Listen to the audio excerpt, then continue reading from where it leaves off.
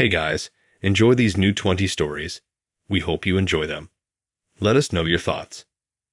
And as always, most of you listening aren't subscribed, so please smash that subscribe button and hit that like button too. It's free and does so much for us. We're forever grateful. Now to the stories. When I matched with Jason, I honestly wasn't expecting much. I'd been on a bit of a dating app streak and wasn't really taking it seriously anymore. But his profile caught my eye. Not because he was super hot or anything, but because he seemed kind of real.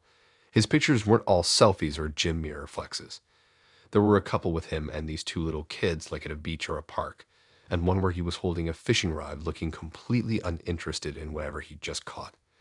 His bio just said something like dad of two, laid back, good listener, not looking for drama. I don't know. He seemed low-key and grounded in a way that made him stand out. We started talking and it was easy from the start. He replied consistently, never left me hanging for hours. He wasn't overly flirty either, which really made me like him more. He asked about my job, my dog, my taste in music. Said he was a contractor, owned his own little business, and had been divorced for a year and a half. He said he shared custody with his ex and was trying to balance everything but wanted to start dating again. He talked about his kids a lot. Told me about his son who was obsessed with dinosaurs and his daughter who apparently insisted on wearing a princess dress to daycare every day for 3 months straight. He seemed like a solid guy. I wasn't expecting him to suggest anything fast, but he asked me to meet up after about 2 weeks of talking. We went to this little taco bar that I'd actually been to a few times with friends. It was nothing fancy, but it was quiet enough to actually talk. He was a bit taller than I expected and better looking in person. Had this sort of calm energy about him. I remember thinking during that first date that he just seemed safe, like the kind of guy you could actually fall asleep next to without worrying he'd turn into a weirdo overnight. Over the next few weeks, we hung out a bunch. Usually something chill, long walks, dinner at casual spots, a couple times just parked somewhere talking for hours. I noticed he always wrapped things up before it got late though, never stayed out past 8 or 9. Said he had early mornings with work or the kids, which made sense. I wasn't trying to rush anything either, so I went with it. We never went to his place. I brought it up once, and he said he didn't want to bring women around his kids unless things were serious. I actually respected that. There were a few weird things that stood out, but nothing I really questioned at the time. Like once we were driving somewhere, I saw a baby bottle in the side pocket of his door. He kind of laughed it off and said his daughter still liked warm milk before bed sometimes. That stuck with me for some reason. Another time I called him around 7:45 just to say hi, and it went straight to voicemail. No ring, just immediate shut off. He texted the next morning saying his phone died. Little things. I brushed them off. Then one day, totally random, I posted a picture of my brunch on my story. I tagged the cafe. Just a basic photo of pancakes or whatever. About an hour later, I got a message from this girl I went to college with. We hadn't talked in forever, so it was super out of the blue. She said, "Hey, this is weird, but I think you're dating my friend's husband. Is that Jason in the background of your photo?" I had no clue what she was talking about. I zoomed in and yeah, Jason was in the reflection behind me at the cafe, kind of blurry, but it was definitely him. I replied asking her what she meant by husband because he told me he was divorced. She sent me a link to this woman's Instagram profile. I didn't recognize her at all. But there she was, super pregnant, posting about baby number 3 on the way with Jason tagged in half the pictures. One of them was from like 10 days earlier. Can't wait to be a family of 5. I felt sick. My stomach dropped. I didn't even know what to think. He wasn't divorced. He was still with her, pregnant and everything, and he'd been taking me out, texting me all day, telling me how much he loved being around me. I texted him. Just said, "Who's the woman counting down the days to be a family of 5?" No answer. Waited an hour. Texted again. Still nothing. Then I tried calling, and it went straight to voicemail. The next morning I got that this number is no longer in service message. I don't know if he blocked me or changed his number or what, but he disappeared. Just gone. His Tinder profile was gone too. Like he never existed. I couldn't stop looking at that Instagram profile for days. His wife, or whoever she was, still posting like everything was normal. Him holding her belly, smiling like a proud dad. I thought about messaging her. I even wrote out this whole message, but I couldn't send it. I didn't want to be the one to blow up her entire life right before a baby. I don't even know if that was the right decision, but I didn't do it. I felt gross. I had been used as some kind of distraction while his real life kept going. I kept thinking about the little stuff he said. How detailed his stories about his kids were. How he mentioned this one time that his daughter made him watch a cartoon movie 10 times in a row. And now I'm wondering if any of that was true or if it was just a script. It messes with your head. I wasn't some random hookup. We talked for weeks. We made plans. We talked about stuff we wanted to do months down the line. All while his wife was literally carrying his third child. I stopped using Tinder after that. Couldn't even open it without feeling gross. I never saw him again. Never heard a single word from him. I still think about how normal he seemed. Like he wasn't even sketchy. That's the part that messes with me the most. He wasn't sleazy. He was just calm. Good at lying. Good at managing two lives. I still walk past that taco place sometimes.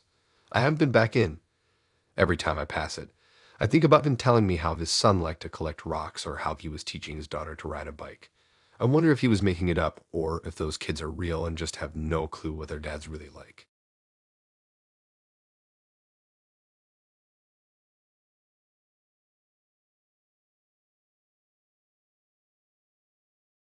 I don't usually go on dinner dates right away.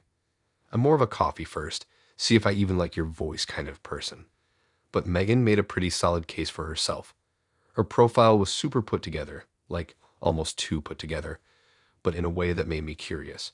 She had photos in a courtroom, one on a boat, another at some fancy gala in this green dress that honestly looked like it cost more than my entire wardrobe.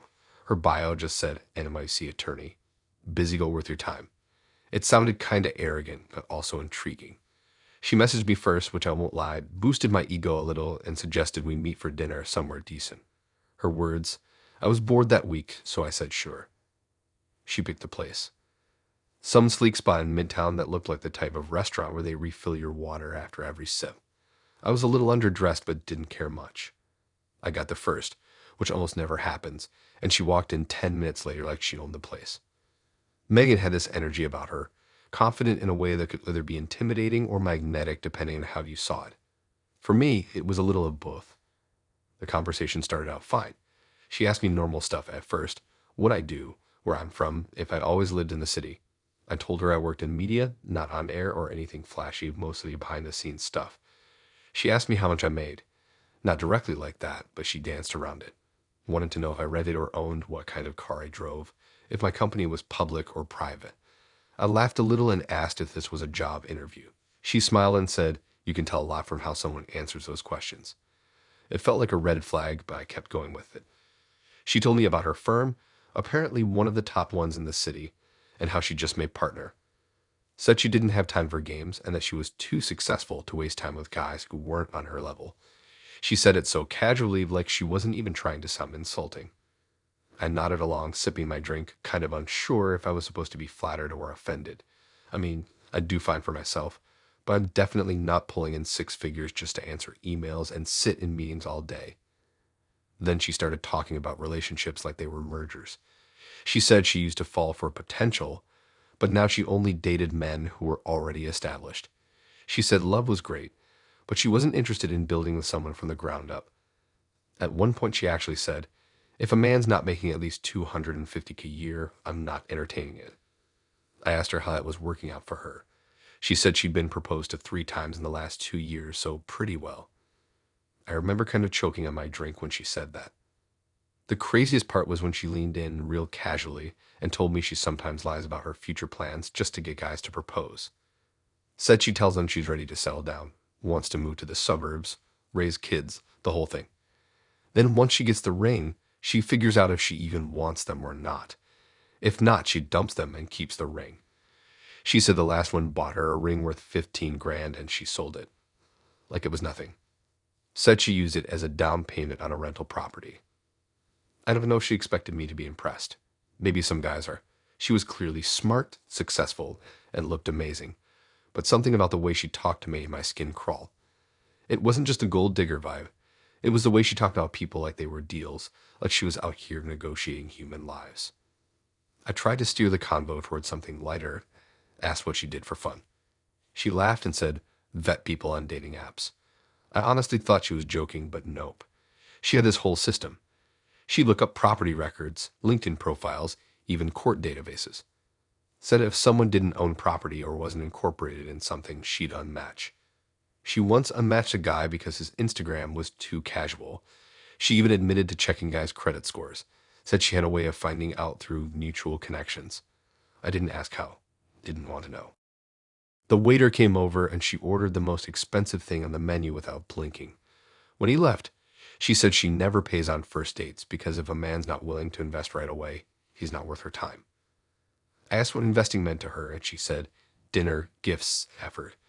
Basic stuff. If you can't afford a few nice days, you're not the man for me.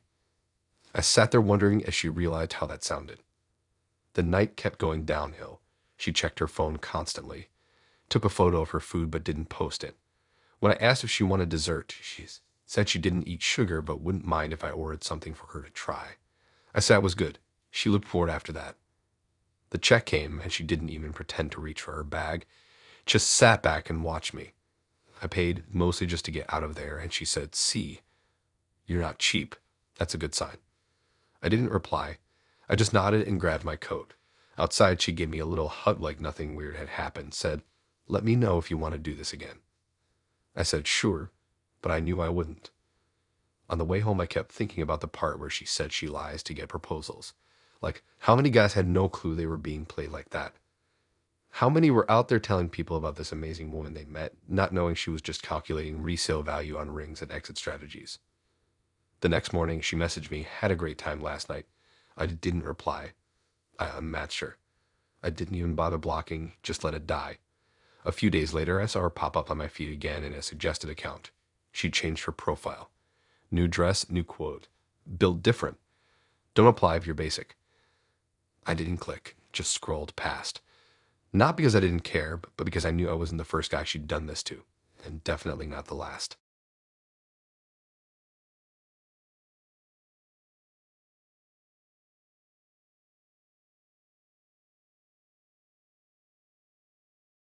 I was in a weird phase with dating apps where I told myself I was only using them to meet new people, not to actually date, which obviously was a lie. I was still hoping to find someone worth deleting the app for.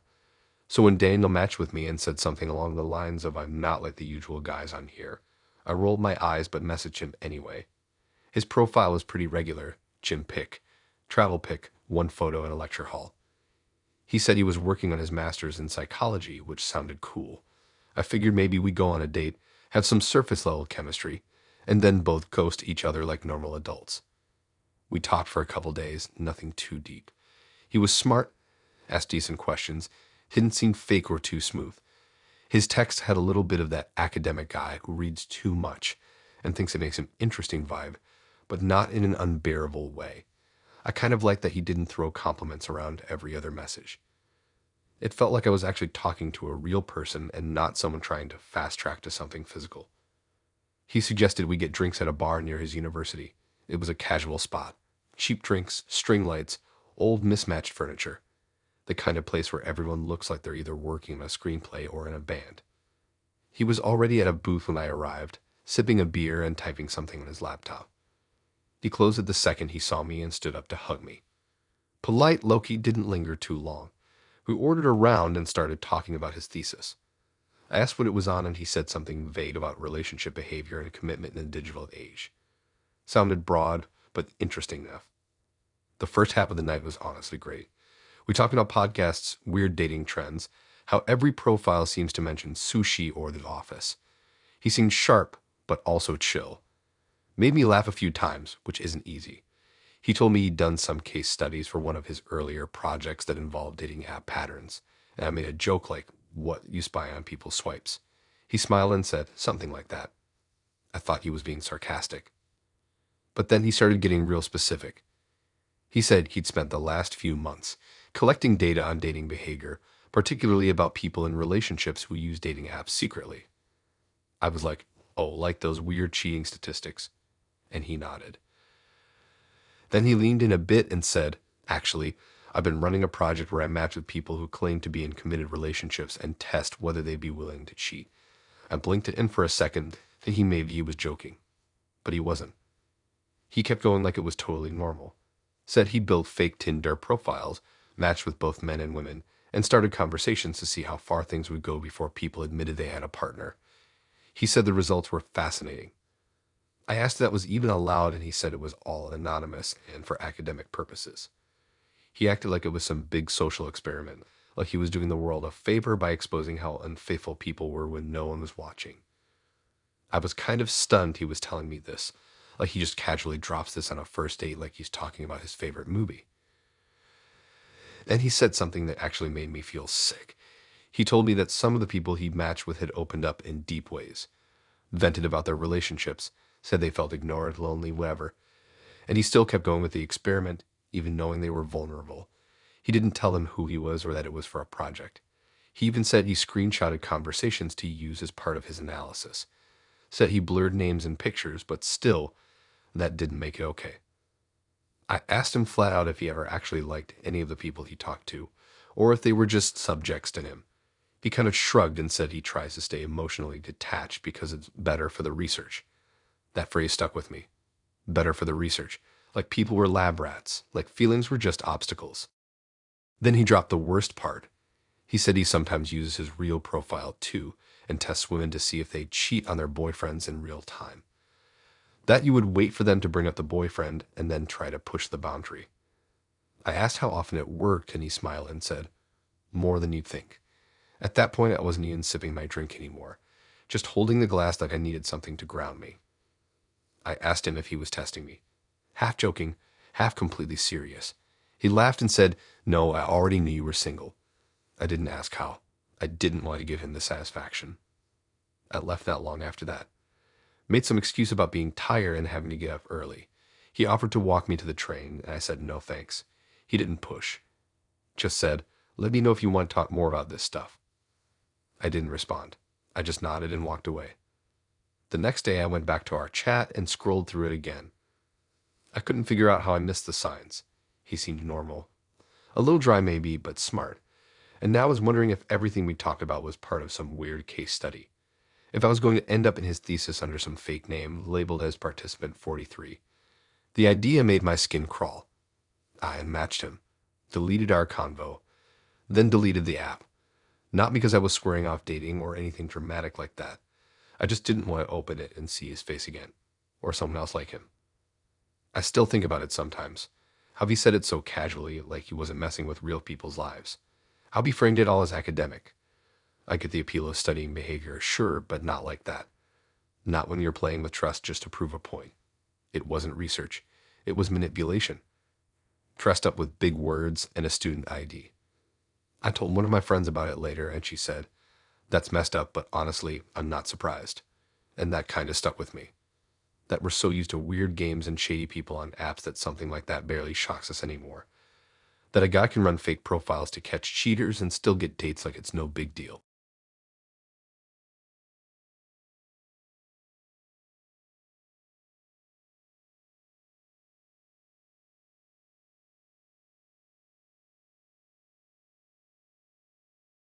I met Emily at a time when I was actually starting to feel a little optimistic about dating again.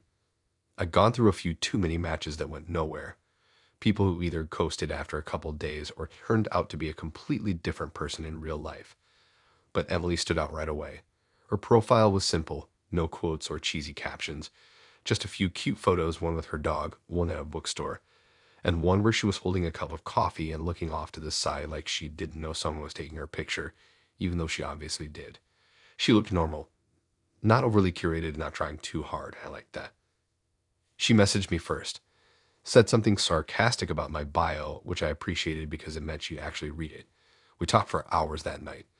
It started with books and movies and then spiraled into childhood stories. Weird food combinations we liked, even dreams we had recently. It felt easy. Fast. She was funny in a dry way, kind of cynical, but in a way that felt real and not performative. I liked her instantly. We went out for the first time that weekend. It was just coffee and a walk through this little park that runs behind the neighborhood I used to live in. She was shorter than I expected, wearing this giant sweater and boots that looked way too warm for the weather. We talked the whole time, like nonstop.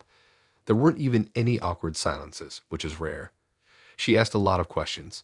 Some basic, some random, like if I believed in past lives or what my high school superlative was. I didn't really think anything of it at the time.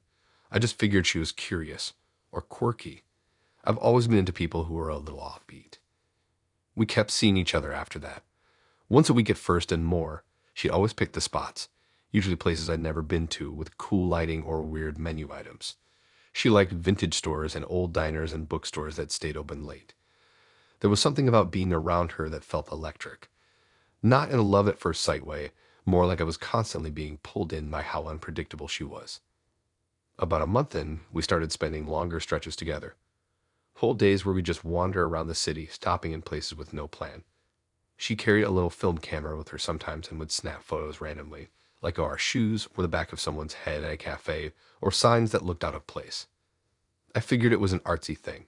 She told me once she liked capturing real moments, and that she hated staged stuff. I didn't think much of it.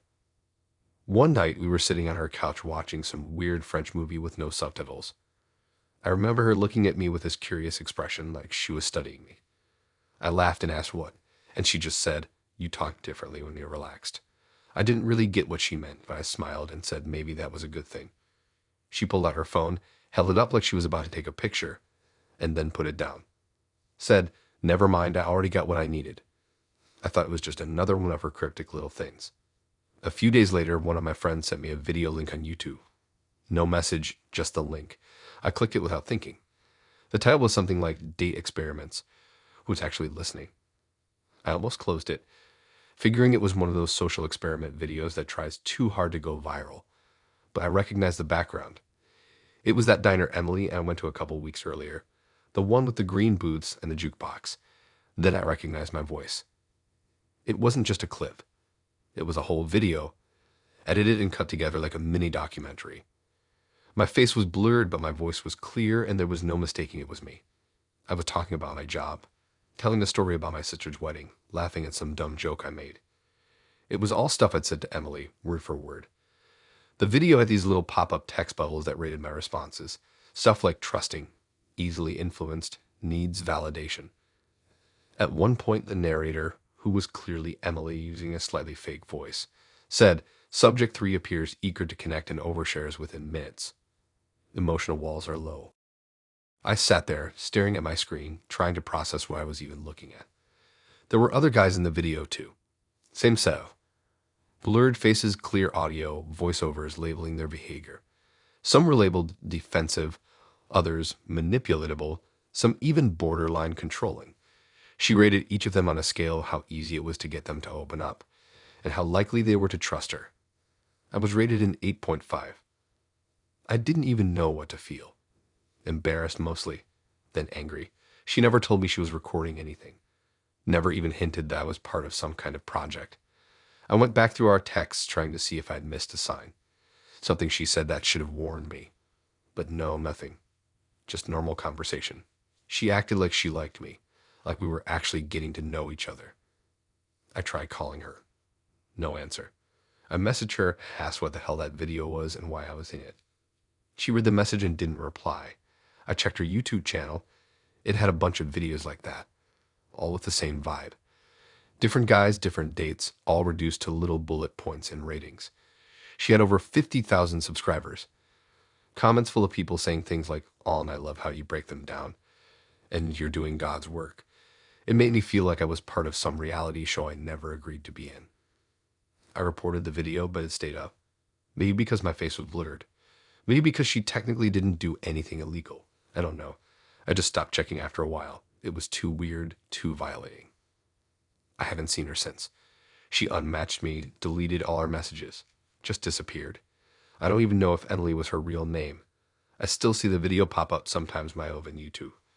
It'll be in the recommended section, or someone will send it to me like, "Is this you?" And I'll just lie and say no. It's wild how you can be in what feels like a real thing with someone, and they're just collecting footage for their channel. Like you're not a person to them. Just a project. Just content.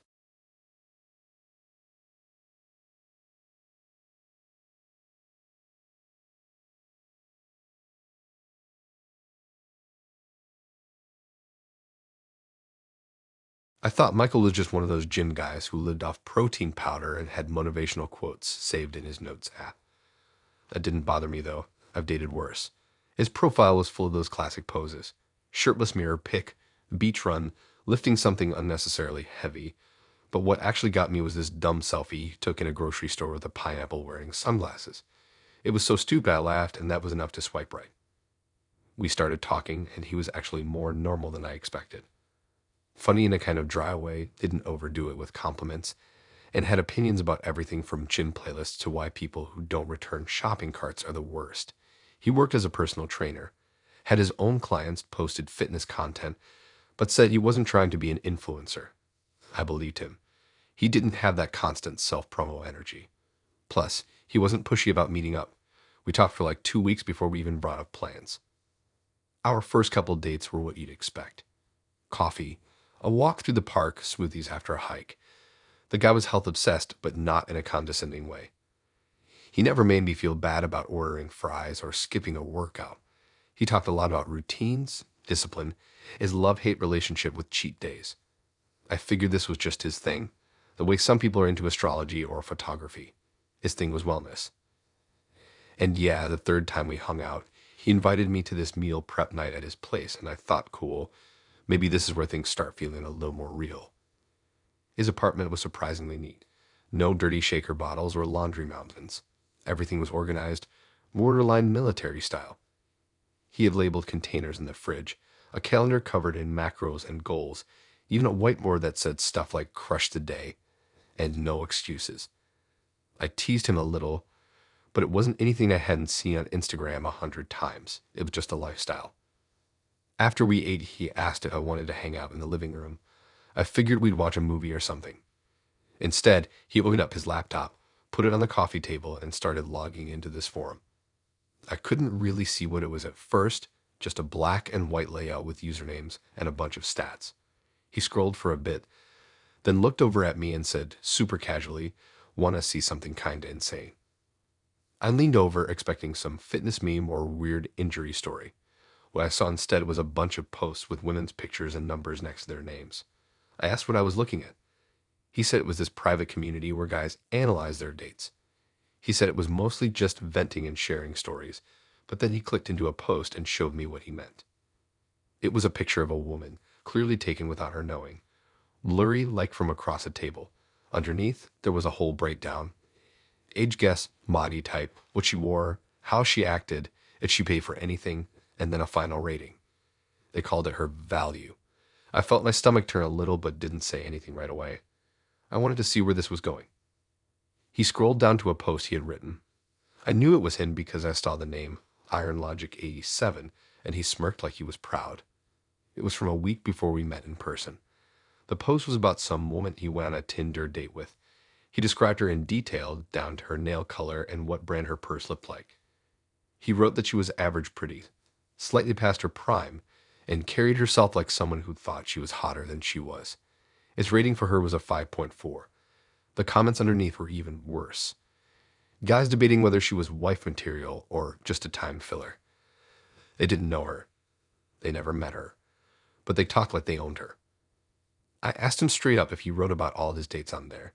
He nodded and said, yeah, it's how we help each other avoid wasting time. Then, almost like it was supposed to be funny, he added, don't worry, I give you a solid 6. He smiled when he said it. I was supposed to be flattered. I didn't even know what to say. I felt gross sitting there, wondering if he'd taken a secret picture of me too, if I was going to be dissected by strangers because I didn't wear enough makeup or talk too much about my job. He started defending it before I even reacted. Said it was just data, just opinions, that people rate restaurants and movies and Airbnbs all the time, so why not people? He said it helped men navigate dating more logically, less emotionally, that it filtered out the noise. I asked what the noise was. He said false value signals, whatever that means. I told him I wasn't cool with it, that it felt invasive and weird and honestly a little scary. He looked surprised, like genuinely confused about why I'd be upset. He said, I thought you were smarter than that, like I was supposed to understand the brilliance behind reducing people to numbers. I left not long after, didn't even finish my water. He texted me later saying he was disappointed I couldn't see the bigger picture. I didn't reply. A week later he unmatched me, and that was that. The thing that stuck with me most wasn't even what he said. It was how casual he was about it. Like he wasn't being cruel, just efficient. Like This was just how things worked now. And if you didn't play the game, you were the one being played. It made me rethink every date I'd ever been on. Every time I'd laugh at a joke I didn't find funny. Every time I wore something tighter than I wanted to. Every time I tried to seem more cool girl and less opinionated girl. Was someone rating me for that? I told a friend about it, and she said she'd heard of groups like that, but didn't think they were real. Said she thought it was just internet conspiracy stuff. But no, it's real. There are guys out there ranking women by value like they're comparing sneakers or supplements. And the worst part is they don't even think they're doing anything wrong. They think they're being honest, like their judgment is some kind of gift to the world. I deleted his number, blocked his profile, tried not to let it mess with my head too much. But I won't lie, for a while after that, I second-guessed everything. What I wore, what I said. Whether I was being watched in ways I didn't even know. Whether someone somewhere was assigning me a number I didn't ask for.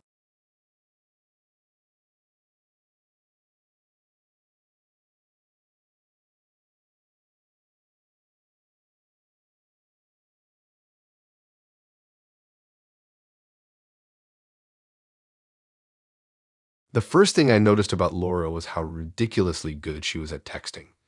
Not just quick replies or the usual emojis. She had that style where every message felt like it was ripped from a script. Flirty, sharp, perfectly timed. It made me feel like she actually wanted to talk to me, not just pass time. And that's rare. I've been on Tinder long enough to recognize the difference between bored swiping and someone who actually seemed into the conversation. She had a golden retriever in 2 of her photos, which I asked about immediately, and that pretty much sparked 3 days of nonstop back and forth about dogs, brunch spots, travel fails, and random little life things that made it feel like we were already friends. I liked that she didn't act above dating apps like some people do. She was funny, had stories, and didn't take herself too seriously.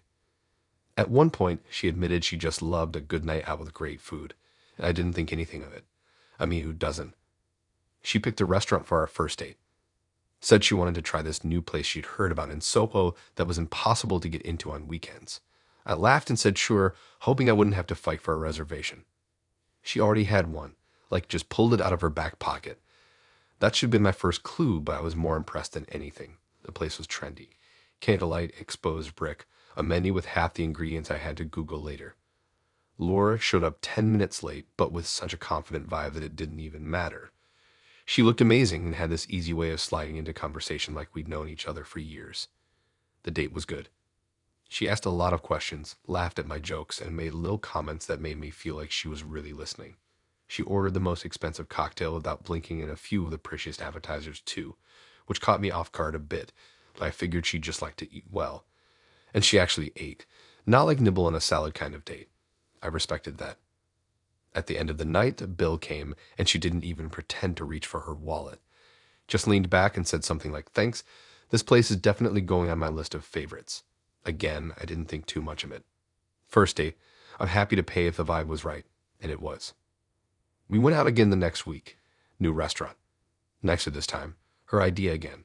She even sent me the link to the place's Instagram page, saying how excited she was to try their pasta. I booked the reservation. Same routine. She showed up a bit late, looked like she walked out of a fashion ad, made easy conversation, ordered like she was a regular and didn't touch the check. I started to notice that she never really asked about me in depth. She kept things light and fun, which isn't necessarily bad, but after a while, I started to feel like I was doing a performance instead of building something real. By the third date, I was curious, not just about her, but about why she seemed to have this whole dating thing down to a science. She picked another trendy spot, one I'd never even heard of, with neon signs and tiny portions that cost more than my week's groceries. I asked her, half joking, how she found all these places. She said she'd just like to keep a running list of restaurants and always had a reason to try them. That answer stuck with me. A reason. After that night, I did a little social media digging. She didn't have much of a footprint. No tagged photos, no public Instagram, barely anything on Facebook. But I did find a Reddit post that led me down a rabbit hole. It was in this dating subreddit, and someone had written a whole thread about women who use dating apps just to score free meals at fancy restaurants. At first, I rolled my eyes thinking it was just bitter dudes ranting. But then I saw a comment. There's this girl in NYC who's famous for it.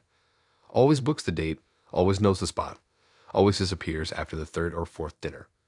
pretty blonde golden retriever in her pics. That's when it clicked. I scrolled back through our texts. Every date we went on, she picked. Every spot was expensive, trendy, and popular enough that people would post about it. I never saw her again after the fourth one. No explanation, no ghosting even, just complete silence. She'd unmatched me and vanished. It was like I'd been part of the schedule, a slot. A Thursday dinner in the middle of her free meal calendar. I brought it up to a friend later, and he told me this wasn't that uncommon. That some people literally treat dating like a way to eat for free. And yeah, that's technically not illegal, but it felt messed up. I mean, I wasn't looking for some deep connection or anything immediately, but I wasn't trying to bankroll a stranger's lifestyle either. The more I thought about it, the more it made sense. She was always dressed like she'd just come from a photo shoot. Always had something slightly vague to do after dinner. Meeting a friend, going to a thing, need to check in on my dog. Never a suggestion to hang out again. Never a late night message saying she had fun. Just silence until the next time she sent a new restaurant suggestion. It wasn't even about the money. I can afford a few nights out. It was the feeling of being used, like I was just one of many people helping someone maintain a lifestyle they couldn't pay for themselves. It made me rethink a lot of the conversations we'd had. All that fake laughter and interest, was any of it real, or was it just part of the act? I still have the receipts in my email reservations I made, texts where she hiked up the food, photos of the food she took but never posted. And that's the thing. She never posted anything. Nothing to show she was even there. Like the dates didn't matter. Like I didn't matter. It's been a few months since then. I've been on other dates, and yeah, I still pay sometimes. I'm not bitter. Not really. But every now and then when someone says, "Oh, I've been wanting to try this place forever," I pause. I wonder if I'm about to become another free meal on someone's list. And maybe I am, but at least now I see it coming.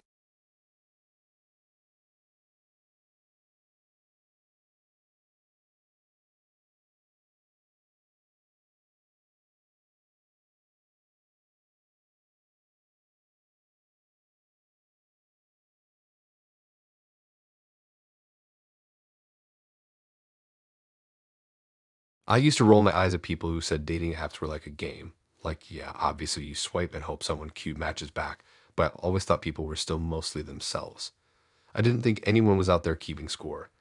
That all changed after Chris, and the wild part is if you'd asked me on our first date what I thought about him, I would have said he was probably one of the most respectful guys I'd ever met. His profile was chill. No shirtless pics, no weird gin flexing, no dead animals or offensive jokes. Just a clean headshot, a couple travel pictures, and one of him and his dog, who he called the actual star of this profile. He wrote in his bio that he cared about mental health, that he was into books, and that respect is non-negotiable. I rolled my eyes a little at the last part because it sounded kind of performative, but I figured better that than another guy who thinks dating is an excuse to test boundaries. We talked for a few days before making plans. He was quick to suggest a time and place, but also said no pressure if I wasn't feeling it. That kind of your pace, not mine energy. I like that. We met at this quiet little tea house he picked out, which was weirdly sweet and low-key, and it wasn't even crowded. I remember thinking he didn't feel like a guy I had to have my guard up with. He asked me real questions, listened without interrupting, and made eye contact like he actually cared. He mentioned his job in UX design, talked about therapy in a casual way, and even told a story about standing up for his younger sister when her boyfriend cheated on her. That first date turned into a second, then a third. The more we hung out, the more I started to notice how careful he was with his words. He never said anything too blunt or controversial. He always matched my tone, almost like he was mirroring me. At first, it came across as emotionally intelligent, like he was tuned in, but then I started noticing things that didn't quite add up. One time, we were talking about books, and I mentioned a novel I loved, and he was like, "Oh yeah, I read that in college, it stuck with me." But later, he asked me who the author was like he'd never heard of it. Another time, we were walking past a bookstore and I stopped to look in the window, and he asked if I read a certain title, the same one I mentioned 2 weeks earlier. It felt small but off, like he was pretending to remember things he never really listened to. Still, I'd brushed it off. It wasn't until a friend of mine sent me a screenshot that everything clicked. She was showing me a group chat message from one of her guy friends, not someone I knew, where this guy named Chris had posted a photo of a girl from Tinder and said something like bios with feminist. Always give the most pushback, double points, if she works in nonprofit. And then there was a string of comments underneath where guys joked about how quickly they could hook up with women who mentioned therapy, crystals, or political causes in their bios. I stared at the picture and my stomach dropped. It was Chris, no doubt. Same face, same hair, even the dog in the background of his profile pic. I told my friend immediately. She didn't know him, but her guy friend did, kind of. Apparently, Chris was part of this group of dudes who treated dating apps like a challenge board. They created this private group chat where they placed bets on how fast they could hook up with different types of women. Feminist, that's a 3-day challenge. Spiritual, 1 week max. Career driven, 5-date minimum, but worth more points. And it wasn't just a gross locker room thing. They tracked it, kept score, shared screenshots of convos, celebrated each other's wins. I felt sick reading that stuff. I started replaying every moment I'd had with him, every compliment he gave, every time he called me thoughtful or said he admired how passionate I was about my job. It wasn't real. He picked me because of my bio, because I fit into some made-up category that was worth points in a game only he and his awful friends were playing. I didn't confront him right away. I wanted to see what else I could find. I scrolled back through our messages, rereading everything, and I noticed a pattern. He would echo my opinions just enough to seem aligned, but never actually offer much of his own. He only talked about feminism when I brought it up. He never followed up on things I told him unless they were emotional, like stories about my ex or problems at work. He'd latch onto those moments, act super supportive, and then bring them up again later like he was tracking my weak spots. I eventually texted him and asked, straight up, "Do you talk about me in your group chat?" He took a while to respond. Then he said, "I don't know what you're talking about." I said I'd seen the screenshot. Told him I knew. That was just another number to him. That he probably already bragged about me and moved on to the next one. He replied, "You're overreacting. It's not like that. It's just dumb guy stuff. No one takes it seriously." That was it. That was his explanation. Dumb guy stuff. I blocked him after that. Reported him on Tinder, too, though I doubt it did anything. Guys like that know how to fly under the radar. Their profiles look perfect, their words sound right, and they play the game well enough that most people never know it's happening. I still think about how careful he was. How every word felt like it was calculated, not genuine, like he was studying me instead of getting to know me. And I wonder how many other girls have had the same experience but never found the group chat. Never got the proof. Just ended things and blamed themselves for not feeling enough. People talk about red flags like they're obvious. Someone love bombing you, being controlling, disappearing for days. But what about when the red flag is how perfect someone seems? When they say all the right things at the right time, but none of it is real. When they treat dating like a science project. I didn't delete Tinder after that, but I changed the way I look at people on there. Now, when someone's profile says, "Respect is non-negotiable," I ask myself what they're really trying to sell. Because sometimes the ones who talk the most about being good are the ones who've gotten really good at pretending.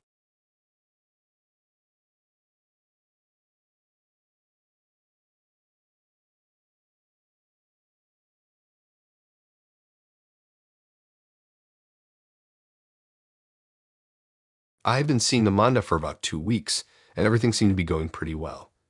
She was charming, kind, and we had a lot in common. We'd gone out for drinks a couple of times, and I found myself really enjoying her company. I didn't expect anything to be off at first. We'd spent hours talking about everything from our favorite movies to our childhood memories, and she seemed genuinely interested in what I had to say. But then there was this one evening that completely changed my perspective. It started like any other date. We met up at a local bar, had a drink, and just hung out. It was the kind of casual evening where the conversation flowed easily and the vibe was lighthearted. But halfway through the night, I'd noticed something that was a little strange. Amanda had been unusually focused on my relationship with my brother, who happens to be a minor celebrity in our area. He's not world famous or anything, but he's got a solid following on social media, and people recognize him from his podcast. It's nothing huge, but it's enough that we get stopped on the street sometimes, and he has a bit of a fan base. I didn't think much of it at first when Amanda brought him up. She asked me what it was like growing up with him, how often we hung out, and whether or not I thought he'd ever do something bigger with his career. I told her we were close, but I wasn't particularly excited about the celebrity stuff. I kept it casual, not wanting to sound like I was trying to brag about him. But then, Amanda asked if I'd ever introduce her to him. I was caught off guard. Why would she want to meet my brother? It wasn't like I was going to give her access to him just because we'd been hanging out for a couple of weeks. At first, I thought she might be joking. I laughed it off and said something like, yeah, maybe one day, not taking her seriously. But she didn't laugh with me. She got a little more serious, leaning forward as if it was something important to her. Actually, do you think he'd be interested in working with me? She asked. I've been thinking of some business ideas lately, and it could be a good opportunity for both of us. My brain started processing what she was saying, and the pieces started falling into place. I realized this wasn't just about me and my brother for a casual hangout. She was trying to make a move, trying to get close to him for business, not because she was genuinely interested in me or my family. I told her that I didn't think it was a good idea. My brother wasn't in the business of handing out favors to people he didn't know well. Plus, he wasn't interested in starting any new ventures with someone he barely knew. But she didn't drop it. Instead, she changed tactics. Oh, come on, she said. I've got this startup idea I've been working on for a while now. I just need someone with connections, someone who could help get me in the door, you know. She looked at me with these wide, hopeful eyes, but I wasn't buying it. She wasn't asking for a simple introduction. She was trying to manipulate me into helping her pitch her idea to my brother. I wasn't sure how to respond. It wasn't that I didn't want to help her, but this felt different. It felt like she wasn't interested in me as a person. She was just looking at me as a stepping stone to get closer to my brother and use him as a resource. I was starting to feel uncomfortable. She kept pressing, mentioning her startup again, saying it was a game-changing idea and that she had a clear vision for it. She said things like, if you could just help me get the connection, it could be huge for both of us, as though I was somehow obligated to help her out. It was clear now that the whole reason she had been dating me wasn't for any romantic interest. It was all a scheme to get to my brother. I tried to steer the conversation back to something more neutral, but she kept circling back to the same thing. You know, you're really lucky to have a brother like that, she said. I'm sure he'd be willing to listen to me, don't you think? I knew what she was doing. She was trying to plant the idea in my mind that my brother would be her ticket to success, and I was the one who could make it happen. At this point, I started feeling really uneasy. It was like a light bulb went off in my head. I wasn't just a date for Amanda. I was a means to an end. I wasn't sure whether to be angry or just completely shocked that she thought she could manipulate me like this. I told her I needed a break, that I wasn't comfortable with the direction the conversation was going, and that maybe it would be best if we called it a night. She seemed surprised but didn't push me further. She said something about understanding and how she didn't mean to make me feel pressured, but I could tell she didn't mean it. The whole night felt like a setup. I felt used, like I had been played from the start. I didn't hear from her for a couple of days, and I didn't reach out either. I thought of the past few weeks we'd spent together and realized how much of it had been about her trying to get close to my brother and his connections, not me. Eventually, I found out from a mutual friend that Amanda had reached out to my brother directly, trying to pitch her startup idea to him. She had gotten his number from someone in my circle, which was both creepy and manipulative. I couldn't believe it. It was like everything she had said to me was just a part of her plan to get closer to my brother.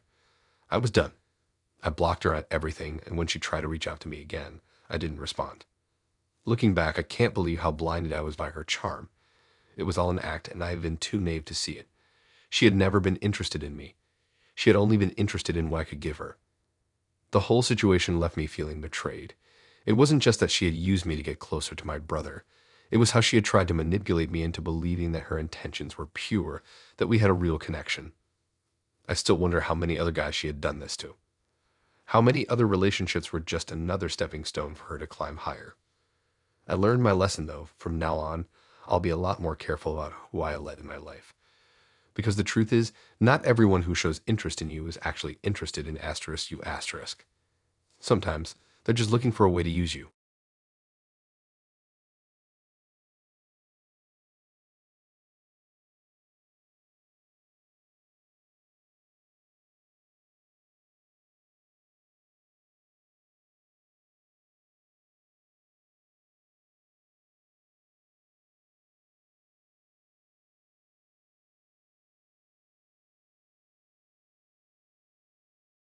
Ryan was one of those guys who seemed perfect on paper. Charming, handsome, successful, and he always seemed to have a story for every situation. When we first matched on Tinder, he made me laugh right off the bat with his dry humor and self-deprecating jokes. His profile said he worked in finance, and his pictures showed him hiking at concerts, and looking genuinely at ease wherever he was. He seemed like a guy who had his life in order. It was refreshing. Our first few dates were pretty standard, nothing extraordinary, but definitely enjoyable. We went for drinks at a local bar, then another time we grabbed coffee and wandered through a park nearby. Each time, he was attentive, making sure I felt comfortable, always checking in on how my day had gone or if there was something specific I wanted to talk about. Honestly, I started to feel like I could really get to know him. But there were little things that bugged me, things I didn't think about much until later. For example, Ryan always paid in cash. No matter where we went, coffee shops, restaurants, or bars, he would pull out a thick wad of bills and hand them to the cashier without hesitation. At first, I thought it was just a personal preference. Maybe he didn't want to deal with cards or didn't like using his bank account online. But the more we hung out, the more it started to stand out to me. Another odd thing was how secretive he was about his social media. I never asked about his Instagram or Facebook because, honestly, I didn't think it mattered. But one evening, as we were walking back to his car after dinner, I mentioned how I liked looking through people's social profiles to get to know them a little better. His reaction was odd. He quickly deflected and said he didn't really use social media much because it wasn't his thing. When I asked if I could follow him on Instagram, he sort of laughed and said he preferred to keep his online life private.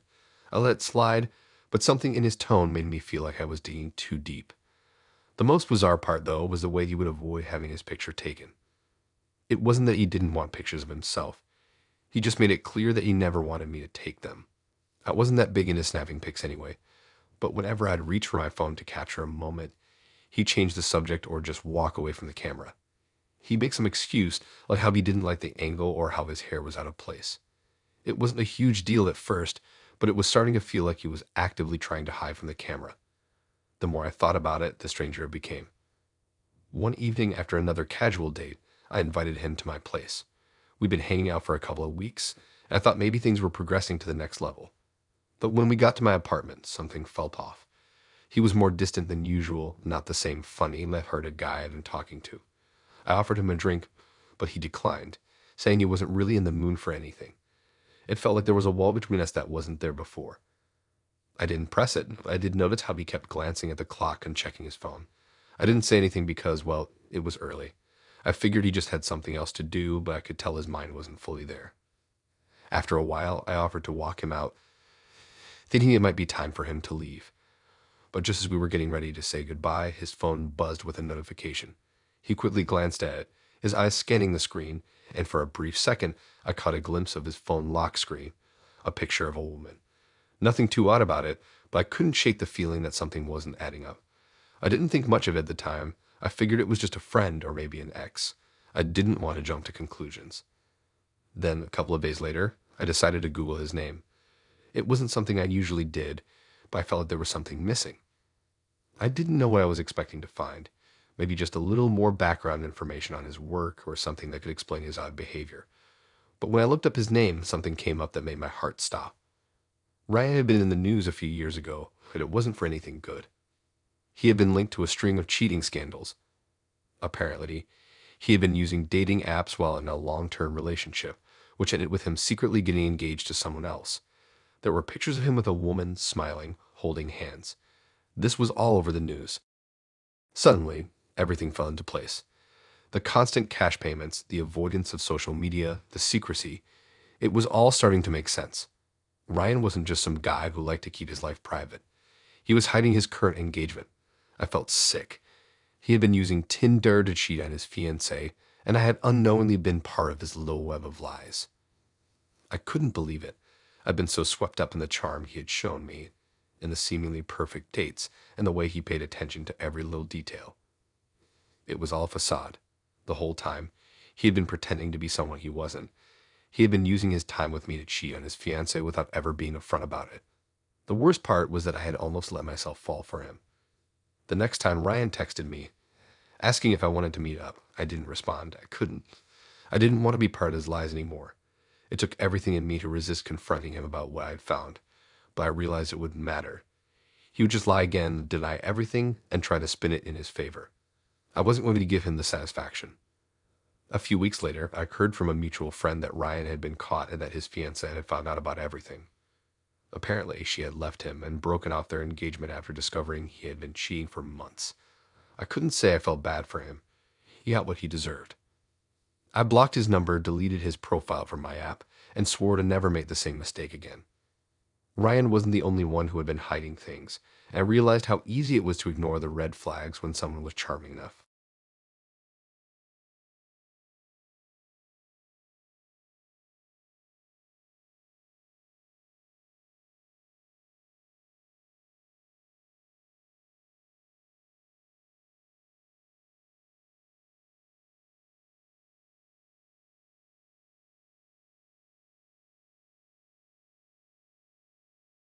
I met Katie on Tinder one night, and from the start, she seemed different. Her profile picture showed her standing in front of a tall building, wearing a suit and looking confident. Her bio was simple: building my dream. Let's see if we're on the same page. I figured she was ambitious, maybe even a little too serious for someone like me, but I thought I'd give it a shot. I wasn't looking for anything too deep, just a fun connection. And honestly, he seemed like someone who could bring that energy.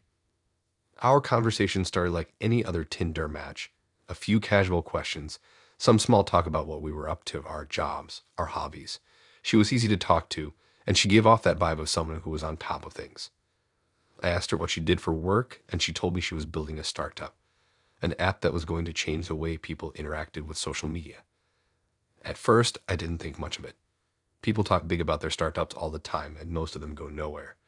But Katie didn't sound like most people. She spoke with real conviction, and she seemed so sure of herself. Maybe she was onto something. We set up a date for drinks the next week. I figured it would be nice to finally meet in person and get to know her a little better. When I showed up at the bar, she was already there, sitting at a table by the window. She was wearing a leather jacket and dark jeans, looking effortlessly cool. When I sat down, she gave me a warm smile and offered me a drink. It was easy to talk to her, and the conversation flowed smoothly. We had a lot in common, and I was genuinely enjoying myself. But as the night went on, things started to take a strange turn. He started talking more about her startup, and I found myself impressed with her knowledge and the way she seemed to have everything planned out. She had a clear vision of what she wanted to do, and she had been working on this project for months. She even mentioned that she had already secured a few investors for her app. She wasn't just dreaming, she was doing it. At some point during the conversation, Katie casually mentioned that she used Tinder to meet people who could potentially invest in her business. I wasn't sure if she was joking or not, so I just laughed it off. But then she doubled down, saying that she wasn't really looking for a relationship. She was more interested in finding people who could back her ideas. I was a little taken aback, but figured maybe she was just being upfront about her intentions. After all, Tinder isn't exactly known for being a place to meet the one. But as the night went on, Katie kept talking about how she had done this before. She mentioned how she'd gone on dates with guys who seemed to have money and how, after a few drinks, they'd hand over thousands of dollars to invest in her startup. At first, I thought she was exaggerating. No way would someone just give money to a stranger after a couple of drinks. But Katie was so confident, so matter-of-fact about it, that I started to feel like she was telling the truth.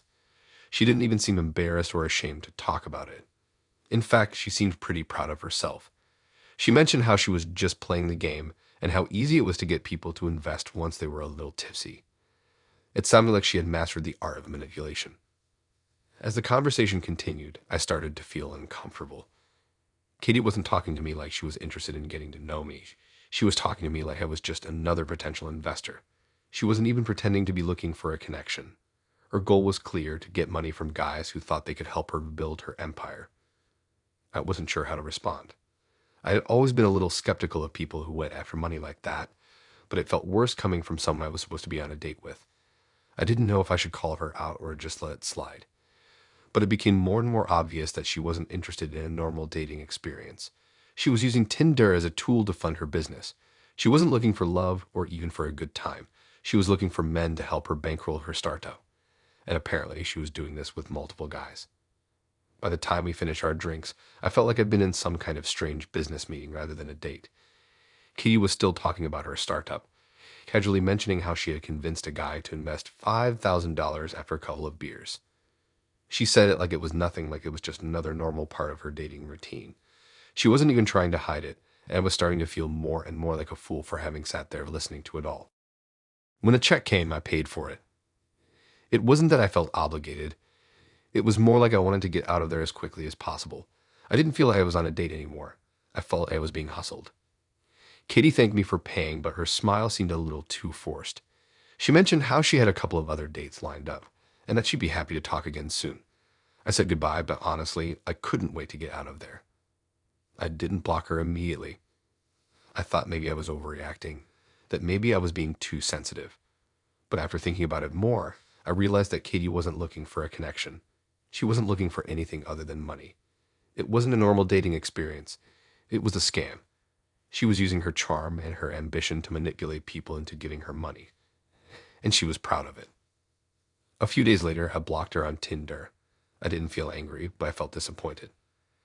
Disappointed in her for using people like that, and disappointed in myself for not seeing it sooner. I didn't want to be part of her low game. Katie might have been charming, but her intentions were anything but genuine. She wasn't interested in me or anyone else she'd meet on Tinder. She was just looking for her next investor. It wasn't that I was against helping people, far from it. But there's a big difference between supporting someone who has a genuine vision and getting played by someone who sees dating as just another way to fund their business. I'd learned my lesson. Tinder wasn't just a place to meet people anymore. It was a place where people could play you for a fool if you weren't careful. That was the last time I went out with someone like Katie, and honestly, I was okay with that.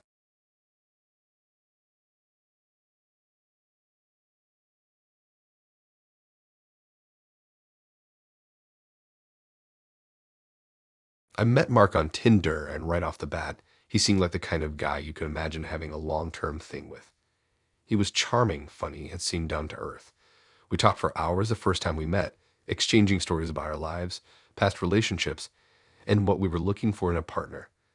It felt like one of those conversations where you just click and you know you're on the same wavelength. I was excited. At first, it was all sweet. We'd go to bars, grab coffee, or just hang out and talk. It felt like everything was moving at a comfortable pace. He made me feel special, told me I was unique, and that he had never met anyone like me before. It was flattering, and I guess I started to believe him. But the more time we spent together, the more I noticed things that felt off. Little things at first. It started with the controlling comments. He'd suggest things like, "Why haven't you wear that outfit more often?" Or, "I think you should try eating a little healthier. I could help with that." I brushed it off. Maybe he just cared. But then he started checking his phone constantly during our dates. It wasn't the typical checking the time thing. He'd check his phone, glance at me, and then lock the screen quickly when I looked at him. I started getting suspicious, but I didn't want to jump to conclusions. But it kept escalating. One night, after a great evening out, we went back to his place. It was just going to be one of those casual hangouts, watching a movie, relaxing, nothing weird. But when I walked in, I noticed something strange. The apartment looked almost too perfect.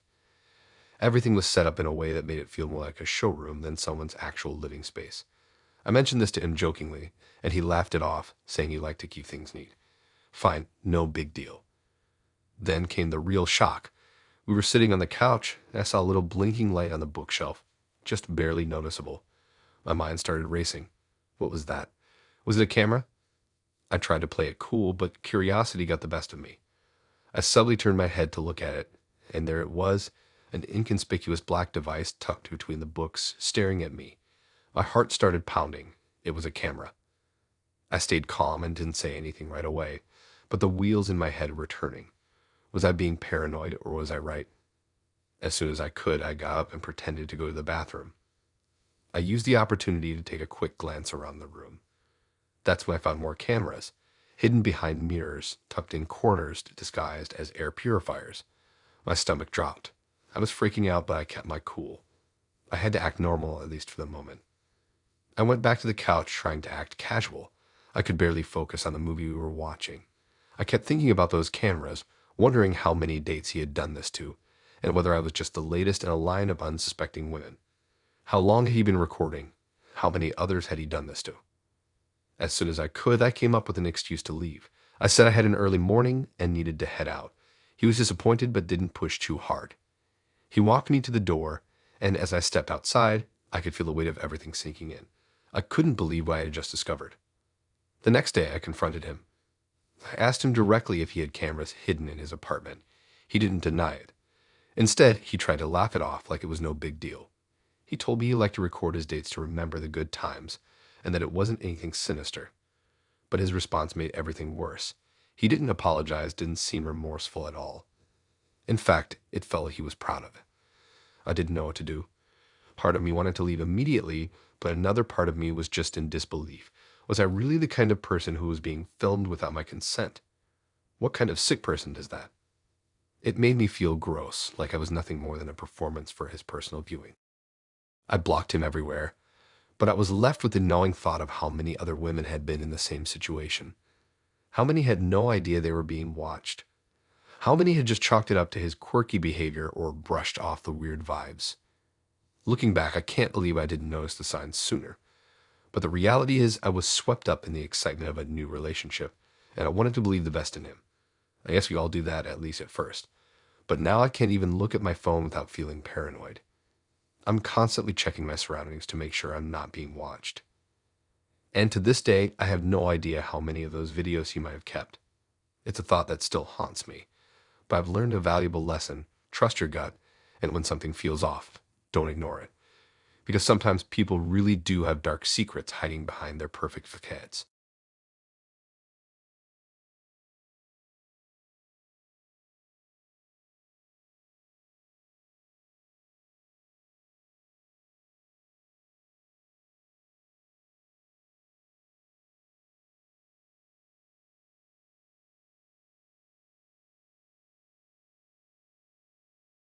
I matched with Heather on Tinder one Friday night, and at first, it felt like a breath of fresh air. She was funny, super down to earth, and seemed like someone I could actually click with. We both enjoyed similar music, had the same sense of humor, and shared a love for traveling. For the first few days, it was all smooth sailing. We texted nonstop, talked about our lives, and made plans to meet up. I was genuinely excited to see where this could go. Our first date was at a cozy little cafe downtown, and it went exactly how I had hoped. She was even better in person than she was over text. There was something effortlessly charming about her. She asked a lot of questions about my life, my goals, my career, and even my childhood. It seemed like she was really trying to get to know me, and that felt nice.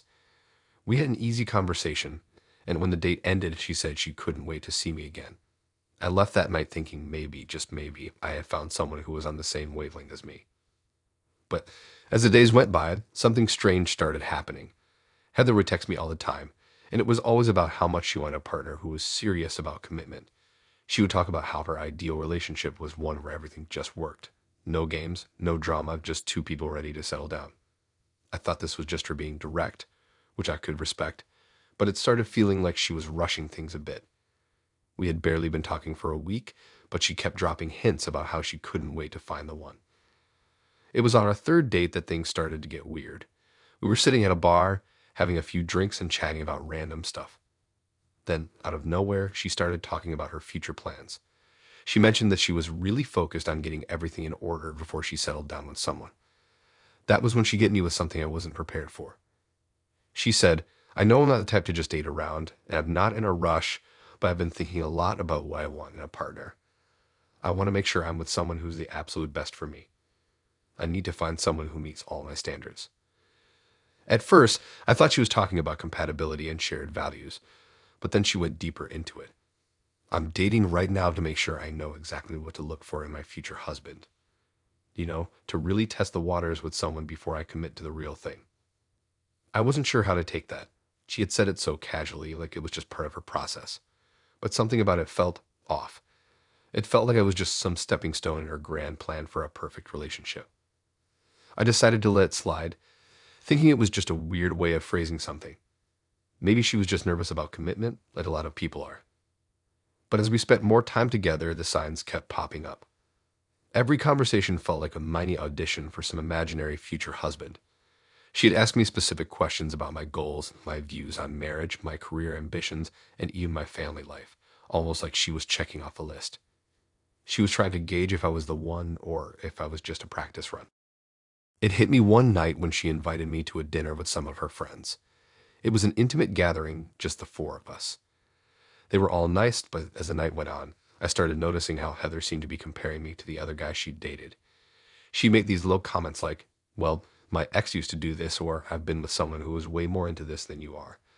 It was like she was silently measuring me against some ideal version of a partner that didn't even exist. I started getting more uncomfortable. It felt like I was walking on eggshells around her, trying to live up to a standard I couldn't even see. At first, I thought maybe it was just for being picky, but then it hit me.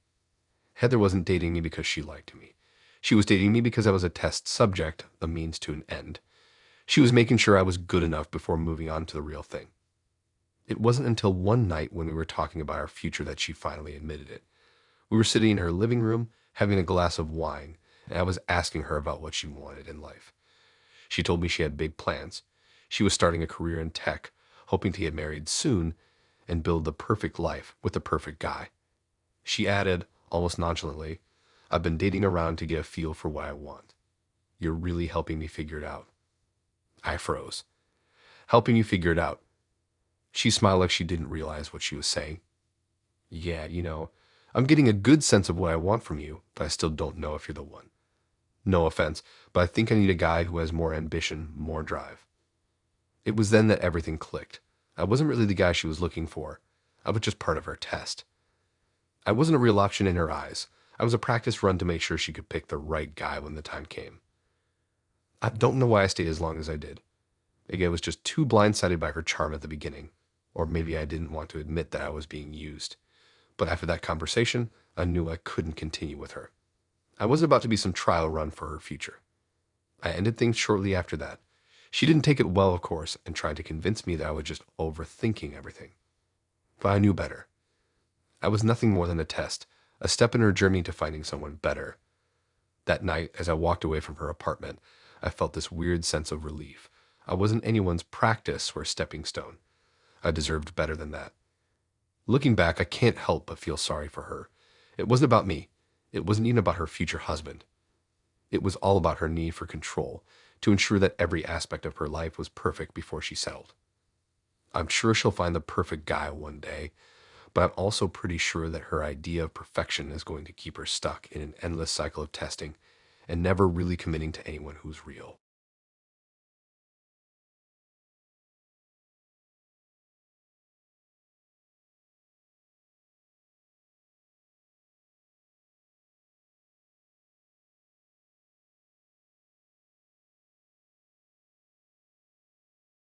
I matched with David on Tinder about a month ago, and at first, everything seemed perfect. His profile was pretty standard.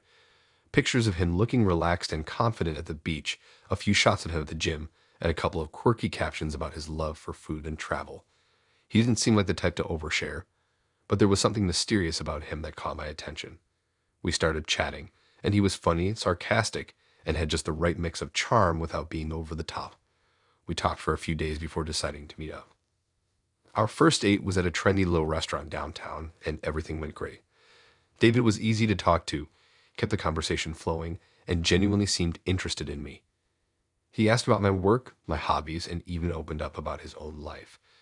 There was nothing about him that seemed off. In fact, I felt that we had a genuine connection. The date ended with a hug, and he told me he'd love to see me again. But then things started to get strange. Over the next few days, I noticed that David became a little possessive. Not in an overt way, but in subtle, almost sneaky ways. He'd send me a text every few hours just to check in or ask me what I was doing. I didn't think much of it at first. Maybe he was just interested, I thought. But then he started asking questions that were a little more invasive than I was used to. What did I think about commitment? Did I see myself marrying someone in the future? What kind of man did I picture myself with? I didn't really mind answering some of the questions, but the frequency and intensity of them started to make me uncomfortable. After a few dates, things started getting weirder. We were sitting at a cafe one afternoon having coffee, and he casually mentioned something that made my stomach drop. He said, "I think it's funny how people think they can just date around and expect to find the right one. I mean, it's so obvious when you meet someone who's just right for you, don't you think?" I nodded, unsure of where he was going with it. I guess so, but it takes time to really get to know someone. David smiled and leaned back in his chair. "Yeah, that's true. But some people just don't realize when they have found the right one. It's like they're always looking for something better. I felt the air get heavy all of a sudden. It was a strange thing to say, especially after only a few dates. I was starting to feel like something wasn't right, but I brushed it off and decided to not think too much about it. That was until I found out what was really going on. A week later, we went on another date. We had a nice dinner at a sushi restaurant, and afterwards, we decided to grab drinks at a nearby bar. We were talking, laughing, and just enjoying each other's company when something shifted. David started talking more about relationships, but this time it wasn't just the usual talk about commitment. He was describing how special it was to be with someone who was the only one, someone who would never leave. And then it hit me he was talking about me, as if I was already his girlfriend, even though we had only been on a few dates. I wasn't sure how to react, so I just nodded along, not wanting to rock the boat. But when he left to go to the bathroom, I took a quick glance at his phone, which was sitting on the table. It wasn't intentional, I wasn't trying to snoop, but his screen lit up as a message came through. The name on the text was Hannah, and the message read, "Can't wait to see you tonight. I miss you." I froze. My heart skipped a beat. I didn't know what to do. Should I confront him? Should I ask him about it? But before I could make up my mind, David came back to the table, completely unaware that I had seen the message. He sat down like everything was normal, and we continued our conversation. But something was off. My mind was racing, and I couldn't stop thinking about the text. Who was Hannah? Why was she sending him flirty messages like that? The next few days were a blur. I was too caught up in the thought of David possibly seeing someone else behind my back. I tried to reach out to him, but he was always busy, always working late, or spending time with friends. I was getting frustrated, but I didn't want to jump to conclusions without hearing his side of the story. Eventually, I got the chance to ask him about it. I didn't bring up the text directly, but asked him how many women he was seeing. I tried to make it sound casual, like it didn't bother me. But David's response was nothing like I expected. He looked at me dead in the eyes and said, "Well, I'm not really seeing anyone seriously right now, but you know I like to keep things open. I'm just seeing who's the best fit." I froze. "What do you mean the best fit?" He smiled and took a sip of his drink like he was explaining something obvious. "I mean, I'm just dating around right now. I like to keep my options open and see who's really worth my time. I'm kind of a catch, you know." I was in shock.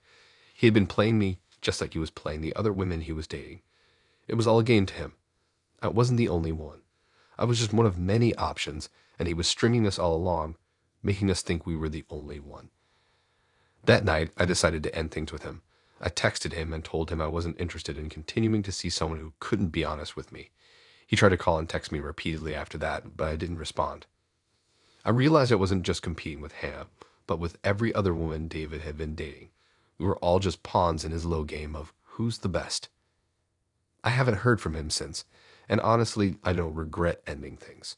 Looking back, I can't believe I didn't see it sooner. David wasn't a charming guy who was interested in me. He was a player who had no real interest in commitment. He was just looking for the best woman to suit his needs. And when he got bored, he'd move on to the next one.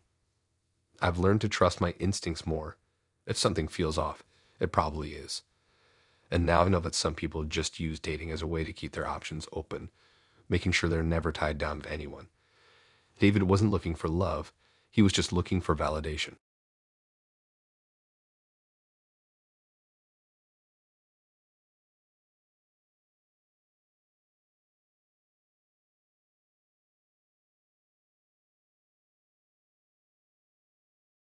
I matched with Natalie on Tinder one night when I was feeling a little bored. Her profile was simple but intriguing. She had a few travel photos, a picture of her sitting at a cafe reading a book, and a couple of funny quotes in her bio. We messaged back and forth for a while, and I could tell she was interesting.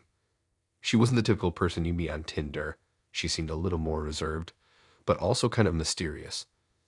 After chatting for a week or so, we decided to meet in person.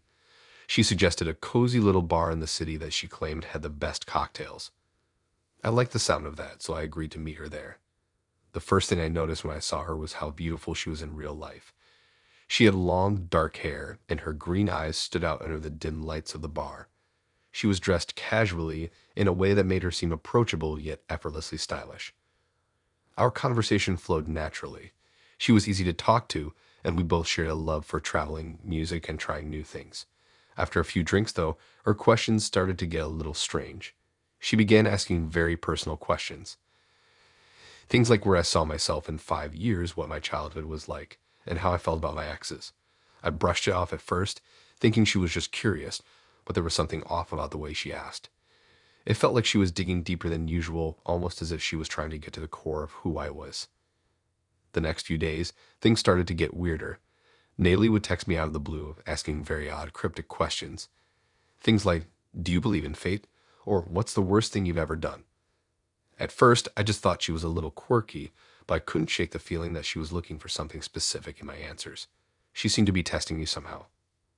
It wasn't until a week later, when I bumped into an old friend from college at a bar, that things took a darker turn. We were catching up over drinks when my friend brought up something strange. He mentioned that his ex had been talking about me recently.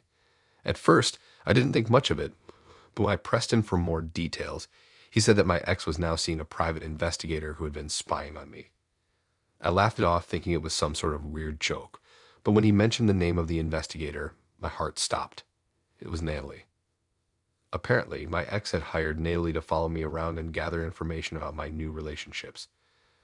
At first, I didn't believe it, but the more I thought about it, the more it made sense. Natalie had been asking questions that seemed way too specific. She was digging into things I never mentioned to anyone, not even my closest friends.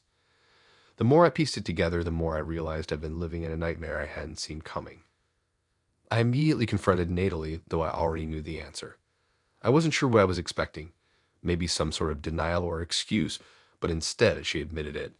She told me she had been hired by my ex to get close to me, to learn everything about me, and to ruin any chances I had of moving on.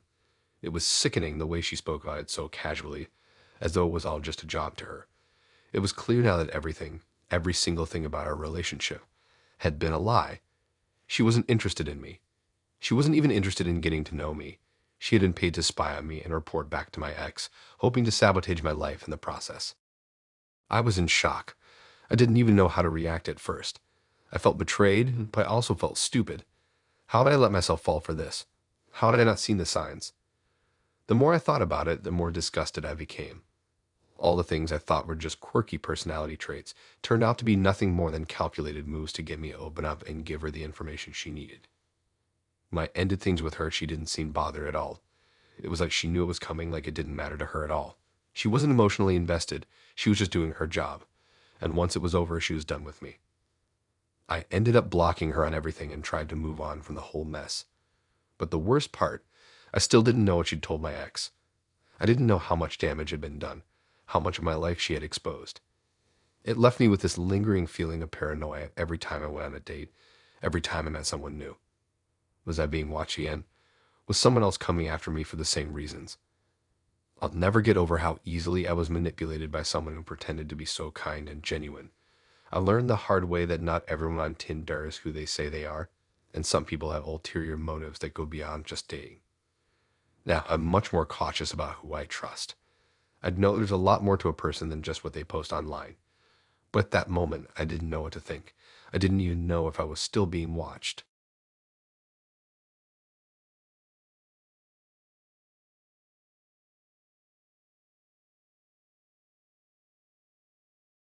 I wasn't looking for anything serious, just someone to chat with and maybe grab a drink. His profile was simple, no flashy pictures, just a few casual shots of him at the beach and hiking in the mountains. His bio said he loved adventure music and was just looking to meet someone fun. It sounded pretty normal, but something about his profile stood out to me. He seemed down to earth, nothing too crazy or out of the ordinary. So we started talking. At first, it was just small talk, getting to know each other. He told me he worked in a tech job, and I shared that I was just getting my feet wet in the creative industry. We laughed about how different our work lives were, and the conversation felt natural. He seemed cool, laid back, not too intense. He said he loved getting out of the city whenever he could, going on spontaneous trips, and exploring new places. I liked his vibe, so we agreed to meet up for drinks that weekend. When I met Kevin in person, he was even cooler than I'd imagined. He had a warm smile and a confident but not overbearing energy. We grabbed a drink at a local bar, and the conversation flowed easily. I didn't feel any pressure, which was a relief. After a couple of drinks, we started talking about relationships, past experiences, and future goals. It seemed like the usual getting to know you stuff, but Kevin kept saying something odd that stuck with me. He kept talking about how much he needed time to heal and how he wasn't quite ready for anything serious. At first, I brushed it off, thinking maybe he was just fresh out of a bad breakup or dealing with some personal stuff. But the more he mentioned it, the more I started to feel like something was off. Still, the night went well, and we ended it with a casual goodbye, agreeing to meet again sometime. A few days passed, and Kevin and I kept chatting, mostly about random stuff, our favorite TV shows, recent adventures, and weird things we'd seen on the internet. Nothing out of the ordinary, but he continued to bring up the whole healing thing. He'd mentioned it like it was some sort of excuse, as though it was this ongoing process that kept him from getting too close to anyone. A week or so later, we went on another date, this time to a cool rooftop bar in the city. We had a great time, but Kevin was even more distant than the last time. He was more distracted, almost as if he wasn't fully present. I could tell something was up, so I asked him what was really going on. He finally opened up, but not in the way I expected. Kevin admitted that he was still seeing his ex and that he was just trying to figure things out. He said he wasn't over her yet and needed space to work through his feelings. I was kind of thrown off by this, but I tried to be understanding. He said he liked me and that he really enjoyed spending time with me, but it was clear that he was still emotionally attached to his ex. I tried not to let it bother me.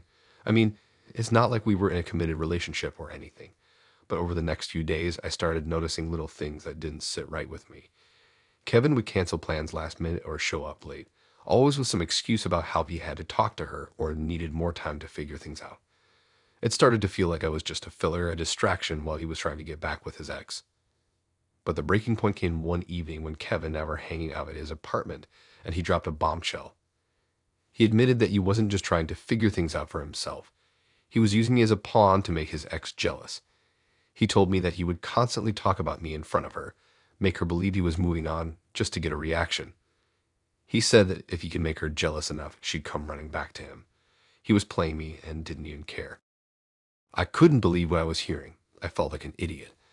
I'd have been nothing more than a tool in his game to win his ex back, and he had been using me without a second thought.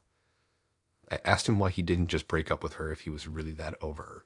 He shrugged and said he was waiting for the right moment to make her jealous enough to come back. It was sickening. I was furious, but at the same time I felt sorry for myself. I had let this guy string me along, wasting my time and emotions, all for his own selfish motives.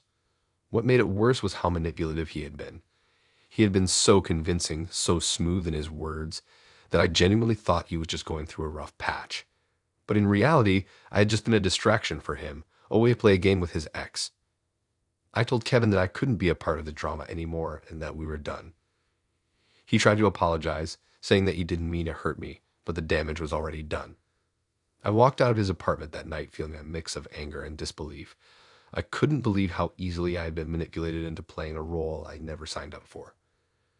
In the days that followed, I reflected on everything that had happened.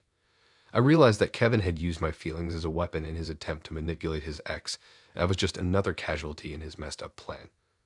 What bothered me the most was how casual he was about the whole thing, like it was no big deal to play with someone's emotions just to get back at an ex. I deleted his number, blocked him on all social media, and tried to move on. It took me a while to shake off the lingering anger and betrayal, but eventually I started to see things more clearly. It was hard to trust anyone again after that, but I learned to be more cautious about who I let into my life. Kevin had shown me how far someone would go just to get what they wanted, and I was no longer going to be a pawn in anyone's game.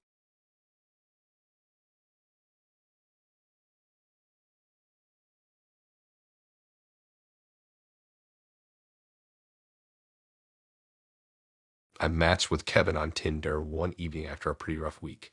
I wasn't looking for anything serious, just someone to chat with and maybe grab a drink.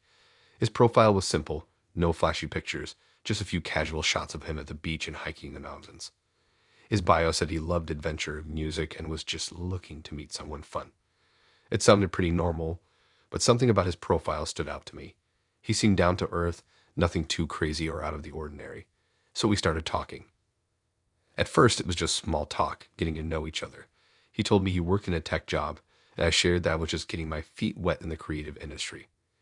We laughed about how different our work lives were, and the conversation felt natural. He seemed cool, laid back, not too intense. He said he loved getting out of the city whenever he could, going on spontaneous trips, and exploring new places. I liked his vibe, so we agreed to meet up for drinks that weekend. When I met Kevin in person, he was even cooler than I'd imagined. He had a warm smile and a confident, not overbearing energy. We grabbed a drink at a local bar, and the conversation flowed easily. I didn't feel any pressure, which was a relief. After a couple of drinks, we started talking about relationships, past experiences, and future goals. It seemed like the usual getting to know you stuff, but Kevin kept saying something odd that stuck with me. He kept talking about how much he needed time to heal and how he wasn't quite ready for anything serious. At first, I brushed it off, thinking maybe he was just fresh out of a bad breakup or dealing with some personal stuff. But the more he mentioned it, the more I started to feel like something was off. Still, the night went well, and we ended it with a casual goodbye, agreeing to meet again sometime. A few days passed, and Kevin and I kept chatting, mostly about random stuff. Our favorite TV shows, recent adventures, and weird things we'd seen on the internet. Nothing out of the ordinary, but he continued to bring up the whole healing thing. He'd mentioned it like it was some sort of excuse, as though it was this ongoing process that kept him from getting too close to anyone. A week or so later, we went on another date, this time to a cool rooftop bar in the city. We had a great time, but Kevin was even more distant than the last time. He was more distracted, almost as if he wasn't fully present. I could tell something was up, so I asked him what was really going on. He finally opened up, but not in the way I expected. Kevin admitted that he was still seeing his ex and that he was just trying to figure things out. He said he wasn't over her yet and needed space to work through his feelings. I was kind of thrown off by this, but I tried to be understanding. He said he liked me and that he really enjoyed spending time with me, but it was clear that he was still emotionally attached to his ex. I tried not to let it bother me. I mean, it's not like we were in a committed relationship or anything, but over the next few days, I started noticing little things that didn't sit right with me. Kevin would cancel plans last minute or show up late, always with some excuse about how he had to talk to her or needed more time to figure things out. It started to feel like I was just a filler, a distraction while he was trying to get back with his ex. But the breaking point came one evening when Kevin and I were hanging out at his apartment, and he dropped a bombshell. He admitted that he wasn't just trying to figure things out for himself. He was using me as a pawn to make his ex jealous. He told me that he would constantly talk about me in front of her, make her believe he was moving on just to get a reaction. He said that if he could make her jealous enough, she'd come running back to him. He was playing me and didn't even care. I couldn't believe what I was hearing. I felt like an idiot. I had been nothing more than a tool in his game to win his ex back, and he had been using me without a second thought.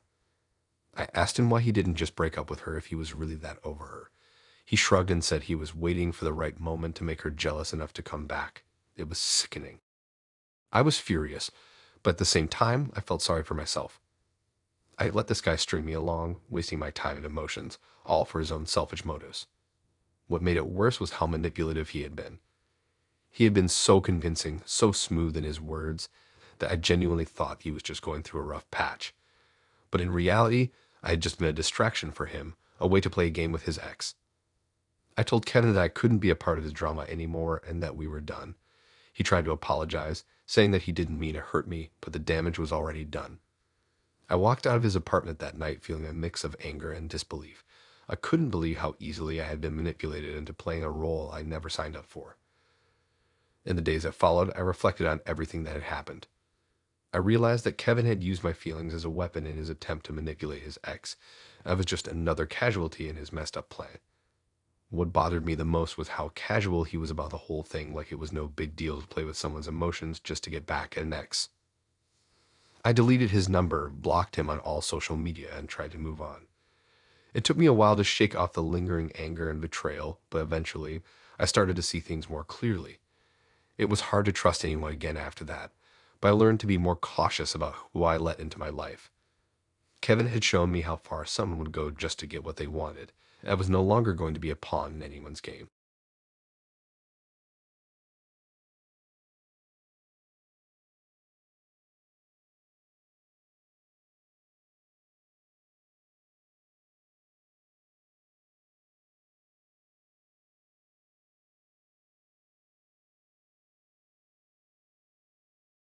It started off as one of those typical Tinder dates where everything seems perfect in the beginning.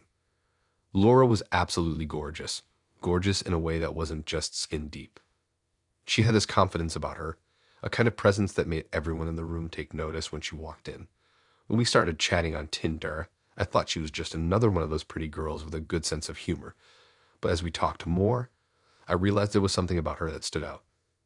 She was smart, well-spoken, and had this life philosophy that was both inspiring and comforting. We hit it off immediately, sharing stories about our lives and the random stuff we enjoyed doing. It was one of those conversations that felt natural, like we had been friends for years. We both enjoyed hiking, traveling, and just getting away from the chaos of life. We joked about how we'd probably end up on a spontaneous road trip together if we didn't watch out. We decided to meet up for drinks one night at this low-key bar downtown. It was cozy, with an intimate vibe that felt perfect for a first date. When she walked in, I could immediately tell that she was even more stunning in person. She had this effortless beauty about her. She didn't need to try too hard, which made her even more attractive. We greeted each other with that awkward but excited energy that comes with meeting someone new, and it only took a few minutes for the conversation to feel like we had known each other forever. Throughout the evening, we talked about everything: what we did for work, our favorite books, the places we wanted to travel to.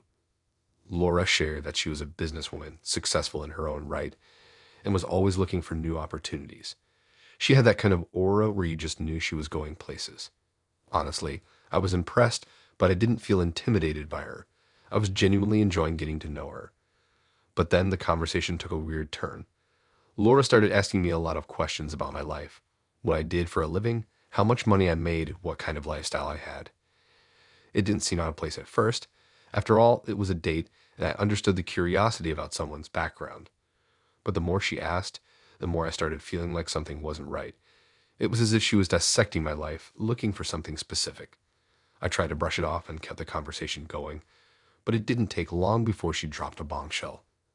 Laura casually mentioned that she didn't really date anyone unless they made a certain amount of money. She said, "I just don't want to waste my time with someone who isn't where I need them to be financially." At first I laughed, thinking she was joking, but when I looked at her face I could tell she wasn't. She was completely serious. I was taken aback. I thought it was a bit strange, but I didn't want to judge her too quickly. Maybe she was just upfront about her standards. But then she said something even more bizarre. "I have a system for this," she said, almost like it was an afterthought. "I go on dates, and if the guy doesn't measure up financially, I just move on. But if they do, I get them to invest in my ideas." She went on to explain how she'd gotten several guys to invest in her business ventures just by casually chatting about her ideas over drinks. That was when the red flags started to pop up. She was basically telling me that she wasn't interested in me for who I was, but for what I could offer her. It wasn't about building a connection or getting to know each other. It was about finding a way to make money off of me. She even bragged about how she had already gotten a few men to hand over thousands of dollars just by charming them and making them feel like they were doing something good by investing in her startup ideas. She was basically using men as a means to fund her business, and she didn't even try to hide it. I tried to stay calm, but I could feel my blood starting to boil. I couldn't believe what I was hearing. She was treating me like an ATM, and I had no idea how to respond to it. I kept telling myself that maybe she was just trying to test the waters or see how I was willing to play along. But the more she spoke, the more it became clear that this was her game plan with every guy she met. She started talking about her big idea and how she was looking for the right investor to take it to the next level. The more she spoke, the more it became obvious that her whole dating strategy was centered around getting men to fund her dreams, whether or not they were genuinely interested in her. It wasn't about building a meaningful connection. It was not finding the right guy to bankroll her projects. By the time the night ended, I was completely turned off. I felt like I had been on a date with a scam artist, not someone who was genuinely interested in getting to know me. It was all too calculated, too manipulative. She was playing a game, and I was just another pawn in her scheme. When she texted me later that night, asking if I'd be willing to help fund her latest project, I knew exactly what I had to do. I blocked her on everything: Tinder, Instagram, and even her phone number. I had no interest in being a part of her plan, and I certainly didn't want to be another guy who got played for my money. I had never met anyone like Laura before, and I was honestly stunned by her audacity. She wasn't even trying to hide her intentions. It was all so transparent. A few days later, I went on social media to do a quick search of her profile and make sure I wasn't just overreacting. But there she was, posting photos with other guys, probably the ones she was trying to charm into investing in her big ideas. It was all the confirmation I needed that I wasn't the only one she had tried this with. I didn't feel sorry for her. I felt sorry for the guys who'd fell for it, who actually thought they were helping someone with real potential, when in reality, they were just funding a stranger's dream. It was a harsh lesson in seeing through the charm and realizing that not everyone on Tinder, or in the real world, has the best intentions. I deleted the app and took a break from dating for a while. Laura had shown me just how manipulative some people could be, and it made me more cautious about who I let into my life. It wasn't just about finding someone who clicked with me. It was about making sure their intentions were real and not a way to get something from me. I couldn't afford to get tangled in another game like the one Laura had played.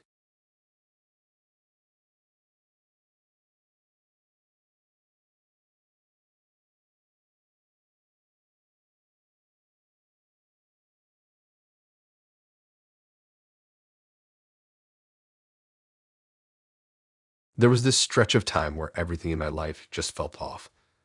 Not in a tragic, everything is burning kind of way, just in that low grade, nothing feels right way that creeps up when you're too tired to fix anything. So, of course, I started swiping. Not looking for anything major, really. Just distractions, maybe someone cool to talk to, maybe someone who wouldn't be weird. That's when I matched with Chris. His profile didn't scream anything special. Couple of pictures outdoors, one where he's holding a mug with trees behind him, another in a hoodie next to a dog that may or may not have been his. His bio was super short, just said he was a therapist who liked cooking, hiking, and listening. That last word stuck with me, listening. Like, when was the last time someone actually said that? Not talking, not joking around, but just listening. I messaged him first. I think I made some dumb comment about the book on his shelf in the background of one of his pics. He replied almost instantly, something casual but warm. It felt like he was already in the middle of a conversation with me, like we hadn't just met. I'm not someone who normally opens up fast, but something about the way he asked questions made it easy. He wasn't fishing for compliments or trying to be clever. He'd ask about little things like what music helped me sleep or the weirdest dream I ever had. It was interesting. Different. We met maybe 3 days after matching. He picked a local coffee place that looked like it hadn't been updated since the late 90s, with scratched wooden tables and half-broken games on shelves nobody touched. He showed up in this faded denim jacket and work boots that looked well-used but not filthy. When we sat down, he barely touched his drink. He just leaned in and asked about my day like we'd known each other for years. He didn't check his phone. Not once. And I swear for a full hour, I forgot we were even on a date. The first few hangouts were slow easy. Walks around the neighborhood, grabbing takeout and eating it in his car while watching the sunset from this hill he liked. He never rushed anything. Never even made a move beyond a long hug at the end. I remember thinking, finally, someone who wasn't in a rush to get to the end of the story. It felt like I could finally breathe around someone. And the thing is, he made it so easy to tell him stuff. Deep stuff. I told him about my childhood, of this one fight I had with my mom that I still think about years later, how I still panic in crowds even though I try to act normal. He always responded like it mattered, like I mattered. He'd say things like, "That sounds heavy," or "I hear you," and even though it sounds corny now, it didn't then. But after a few weeks, things got weird. At first it was subtle. He started pushing for more details. Not just how I felt, but what it looked like, smelled like, what I was wearing when certain things happened. He'd ask about old relationships and wouldn't settle for the basic answer. He wanted to know the exact words someone had said to me during a breakup or what my face looked like when I cried. He started saying it was important for healing. That sometimes the only way through was all the way in, even messy stuff. I believed him. I mean, he said he was a therapist, right? He talked about his job like it was everything to him. Said he worked with kids who'd been through tough stuff. I thought maybe this was just his way of helping me the way he helped them. Maybe I just didn't get it. But then he started getting distant in this really strange way. He'd still ask questions, but he'd kind of zone out when I answered, like he was replaying something in his head. One night, we were just sitting in his car, and he asked me to tell him about a panic attack I'd had in college. I told him the basic stuff, racing heart, couldn't breathe, crying, but he kept asking for more. What room were you in? What did you think was going to happen? What were you wearing? It crossed a line, but I didn't know how to say no. He made it feel like saying no would mean I wasn't ready to heal. Then, by complete accident, everything unraveled. I was watching reels late one night, trying to fall asleep, and I came across this girl talking about dating horror stories. She described a guy she met on a dating app who said he was a therapist. She said he asked all these personal questions, got her to open up about her trauma, and then ghosted her. Said he wore boots like he just stepped out of a therapist catalog, and always wanted you to describe emotions in full detail. I couldn't breathe. It sounded exactly like Chris. I did some digging, like basic stuff at first. His photos, his name, the name of the practice he said he worked at. Couldn't find anything. The office picture he'd sent me. Total stock photo. I found it on some royalty-free site where you can buy images for $10. Every proof of his job was either vague or non-existent. I looked harder. Searched dating forums, found 2 other people talking about him. Same tactics, same weird obsession with emotional trauma, same vanishing act when things got too real. When I tried calling him, it went straight to voicemail. The messages I sent turned green. His dating profile, gone, like it never existed. No trace. It was like he just evaporated. I didn't tell a lot of people what happened. Not because I was embarrassed, just because it sounded unreal. What do you even say? Some guy pretended to be a therapist so he could get people to talk about the worst things that ever happened to them, and then use it for what? I don't even know. Control. Fantasy. Some kind of emotional voyeurism. I changed my number. Took a break from dating apps. For a while, I couldn't even talk about it without getting that cold, hollow feeling in my chest. Not because he broke my heart or anything like that, but because he saw things in me I didn't show any people. And he used it. I let him dig around in my head like it was a sandbox, and he didn't even care enough to stick around after. I still wonder sometimes how many people he's done this to. If he's still out there, changing names, changing pics, telling someone new that he just wants to help them feel safe. Anyway, yeah, that was Chris.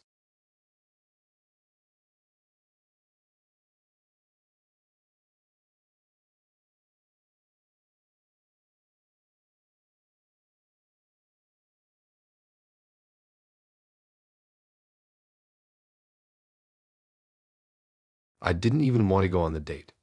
That's the thing. I wasn't in the mood, I was tired, and I had this weird gut feeling about it.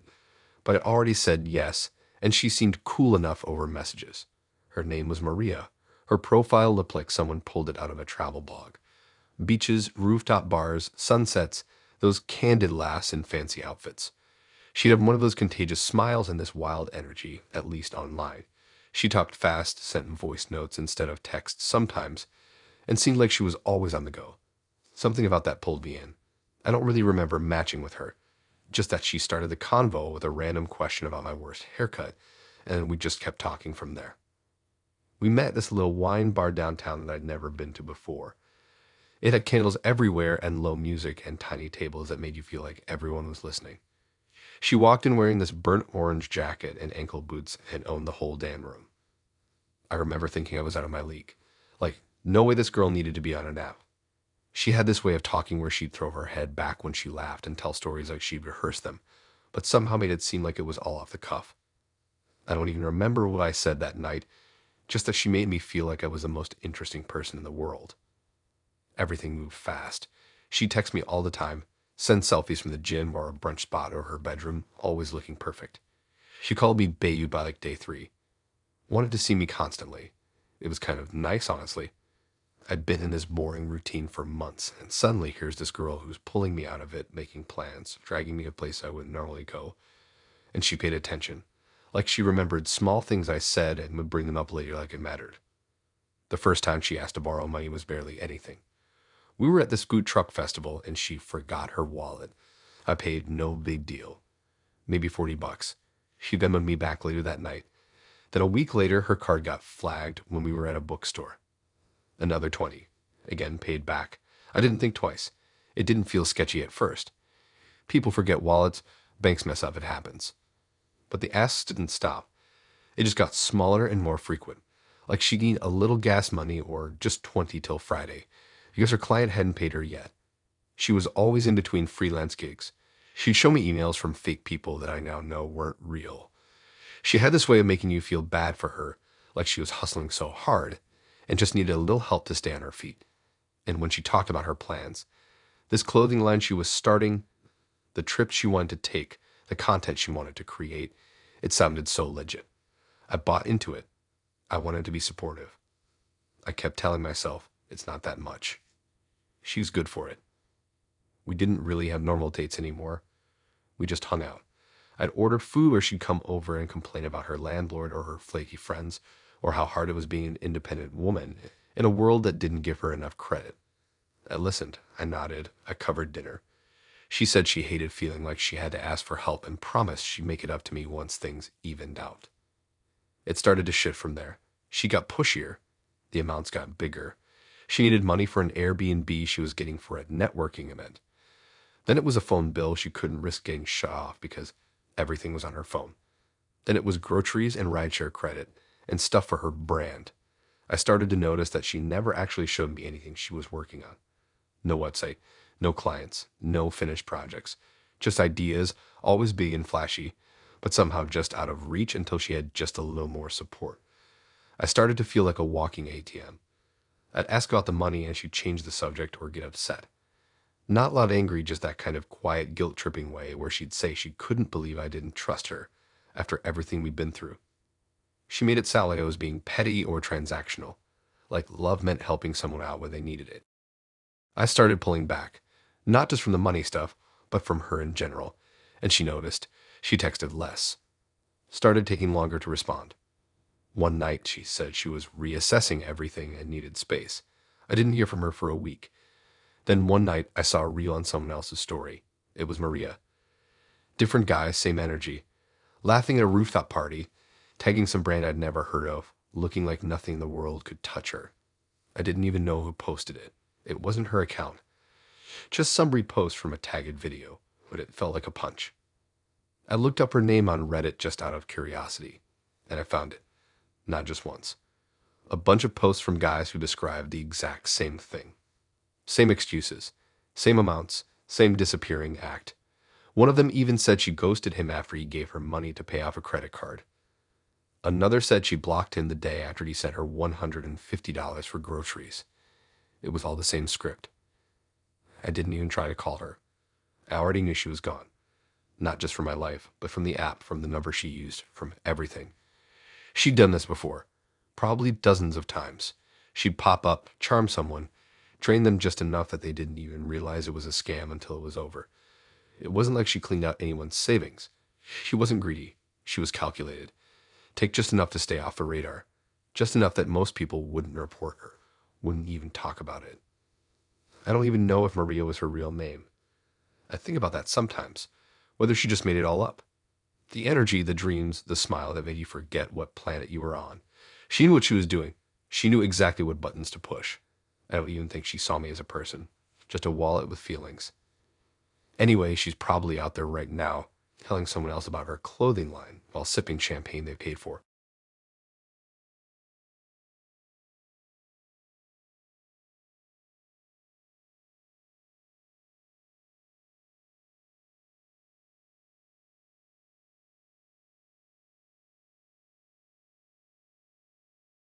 I don't usually go for the quiet ones. Not because I need someone loud or in your face or anything, but I've always thought the quiet types were just harder to read. I like people who show their cards a little, but Jared wasn't totally silent, just kind of soft. Like the kind of guy who talked low, but listened hard. I met him at this backyard party a friend of mine dragged me to, and he wasn't really doing anything except sipping a beer and watching everyone like it was a documentary. We didn't talk much that night, just a few words here and there, but a couple days later he added me on the app we'd both been using. I didn't even realize he recognized me. He messaged me something chill, just mentioned the party and asked if I got out of there before the cops showed up. I like that. I don't like when people start with weird pickup lines. He was different in a way that felt refreshing, especially compared to the endless stream of guys trying too hard. He worked in it, didn't seem to care much about social media, had a decent sense of humor. We texted for a week or so before we met up. Our first date was a walk by the lake, not a sit-down dinner or a loud bar or anything like that, just a long path near the water and some takeout coffee. It was nice. He didn't try to impress me with stories or pretend to be cooler than he was. He asked about my job, what shows I liked, how I dealt with stress. He had this calm vibe that made me feel like I didn't have to entertain him, like I could just be quiet too. Honestly, it was kind of a relief. Things moved slow, but in a good way. We kept hanging out. He never pressured anything, never came on strong. But he was always consistent. Always texting, always remembering little things I said, always showing up on time. I started to like that about him, that steadiness. He made me feel like I could relax. Then slowly, and I mean asterisk slowly asterisk, stuff started to shift. Not big red flags at first, more like little weirdnesses I didn't know what to do with. I'd say I was going out with friends, and he'd ask who was going to be there. At first it seemed casual, like normal curiosity. But then he'd ask if there were going to be any guys. Then he'd ask if I could just let him know when I got home. Again, didn't feel totally weird. Some people are just anxious. I'm a pretty understanding person, so I gave him the benefit of the doubt. Then one night I mentioned an old friend of mine, someone I'd gone to college with. A guy. We were never anything more than friends. Jared went quiet for a second, and then just said, "Do you still talk to him?" I said, "Yeah, sometimes," and he kind of nodded but didn't say much else. After that, though, he started bringing that guy up randomly. Like weeks later, we'd be watching a movie, and he'd say something like, "You ever watch this with that guy you told me about?" And I'd just sit there like, "What?" I started noticing more stuff, like how he'd somehow know where I was even when I didn't tell him. I remember once I went to this open mic night at a local bar with some coworkers, and he texted me while I was there saying, "Hope the music's good." I hadn't posted anything, hadn't told him where I was going. I asked him how he knew, and he said he just had a feeling. I told myself it was a lucky guess. Another time, I was walking home from the store and ran into this girl I used to work with. We stopped and chatted for like 10 minutes. Later that night, Jared mentioned her, like by name. I asked him how he knew I'd seen her, and he said he saw her post a picture and just assumed I was nearby. But she didn't post anything until hours later, and I wasn't even in the photo. That one stuck in my brain. I brushed it off again because I didn't want to make something out of nothing. But it started stacking up. Like I'd open my phone and see random background apps running. My location would be uneven when I turned it off earlier.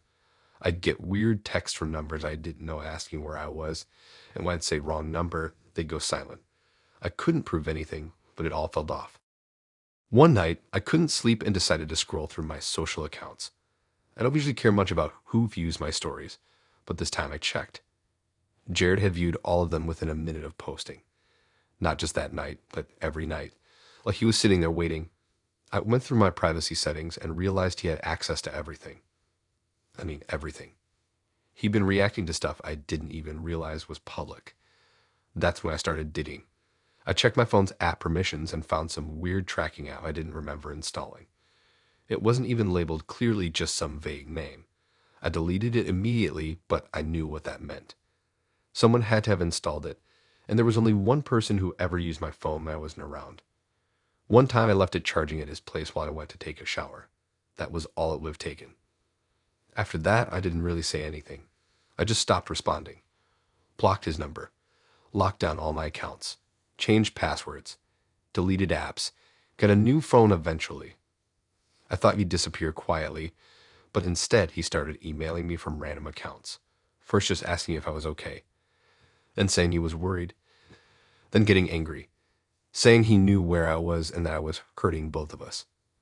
I didn't reply, not once. I just kept blocking and deleting. I never reported him. I should have probably, but at that point, I just wanted it to be over. I wanted him out of my head, out of my phone, out of my life. I don't think he was trying to hurt me, not in the way people usually mean it. I think he wanted to own me, like, fully. Like if he couldn't be inside my head, that he'd just build a map of it from the outside. He wanted to know where I was at all times so I couldn't surprise him, couldn't slip away without him noticing. Anyway, that was Jared. Quiet, calm, steady Jared. And I guess I was right the first time.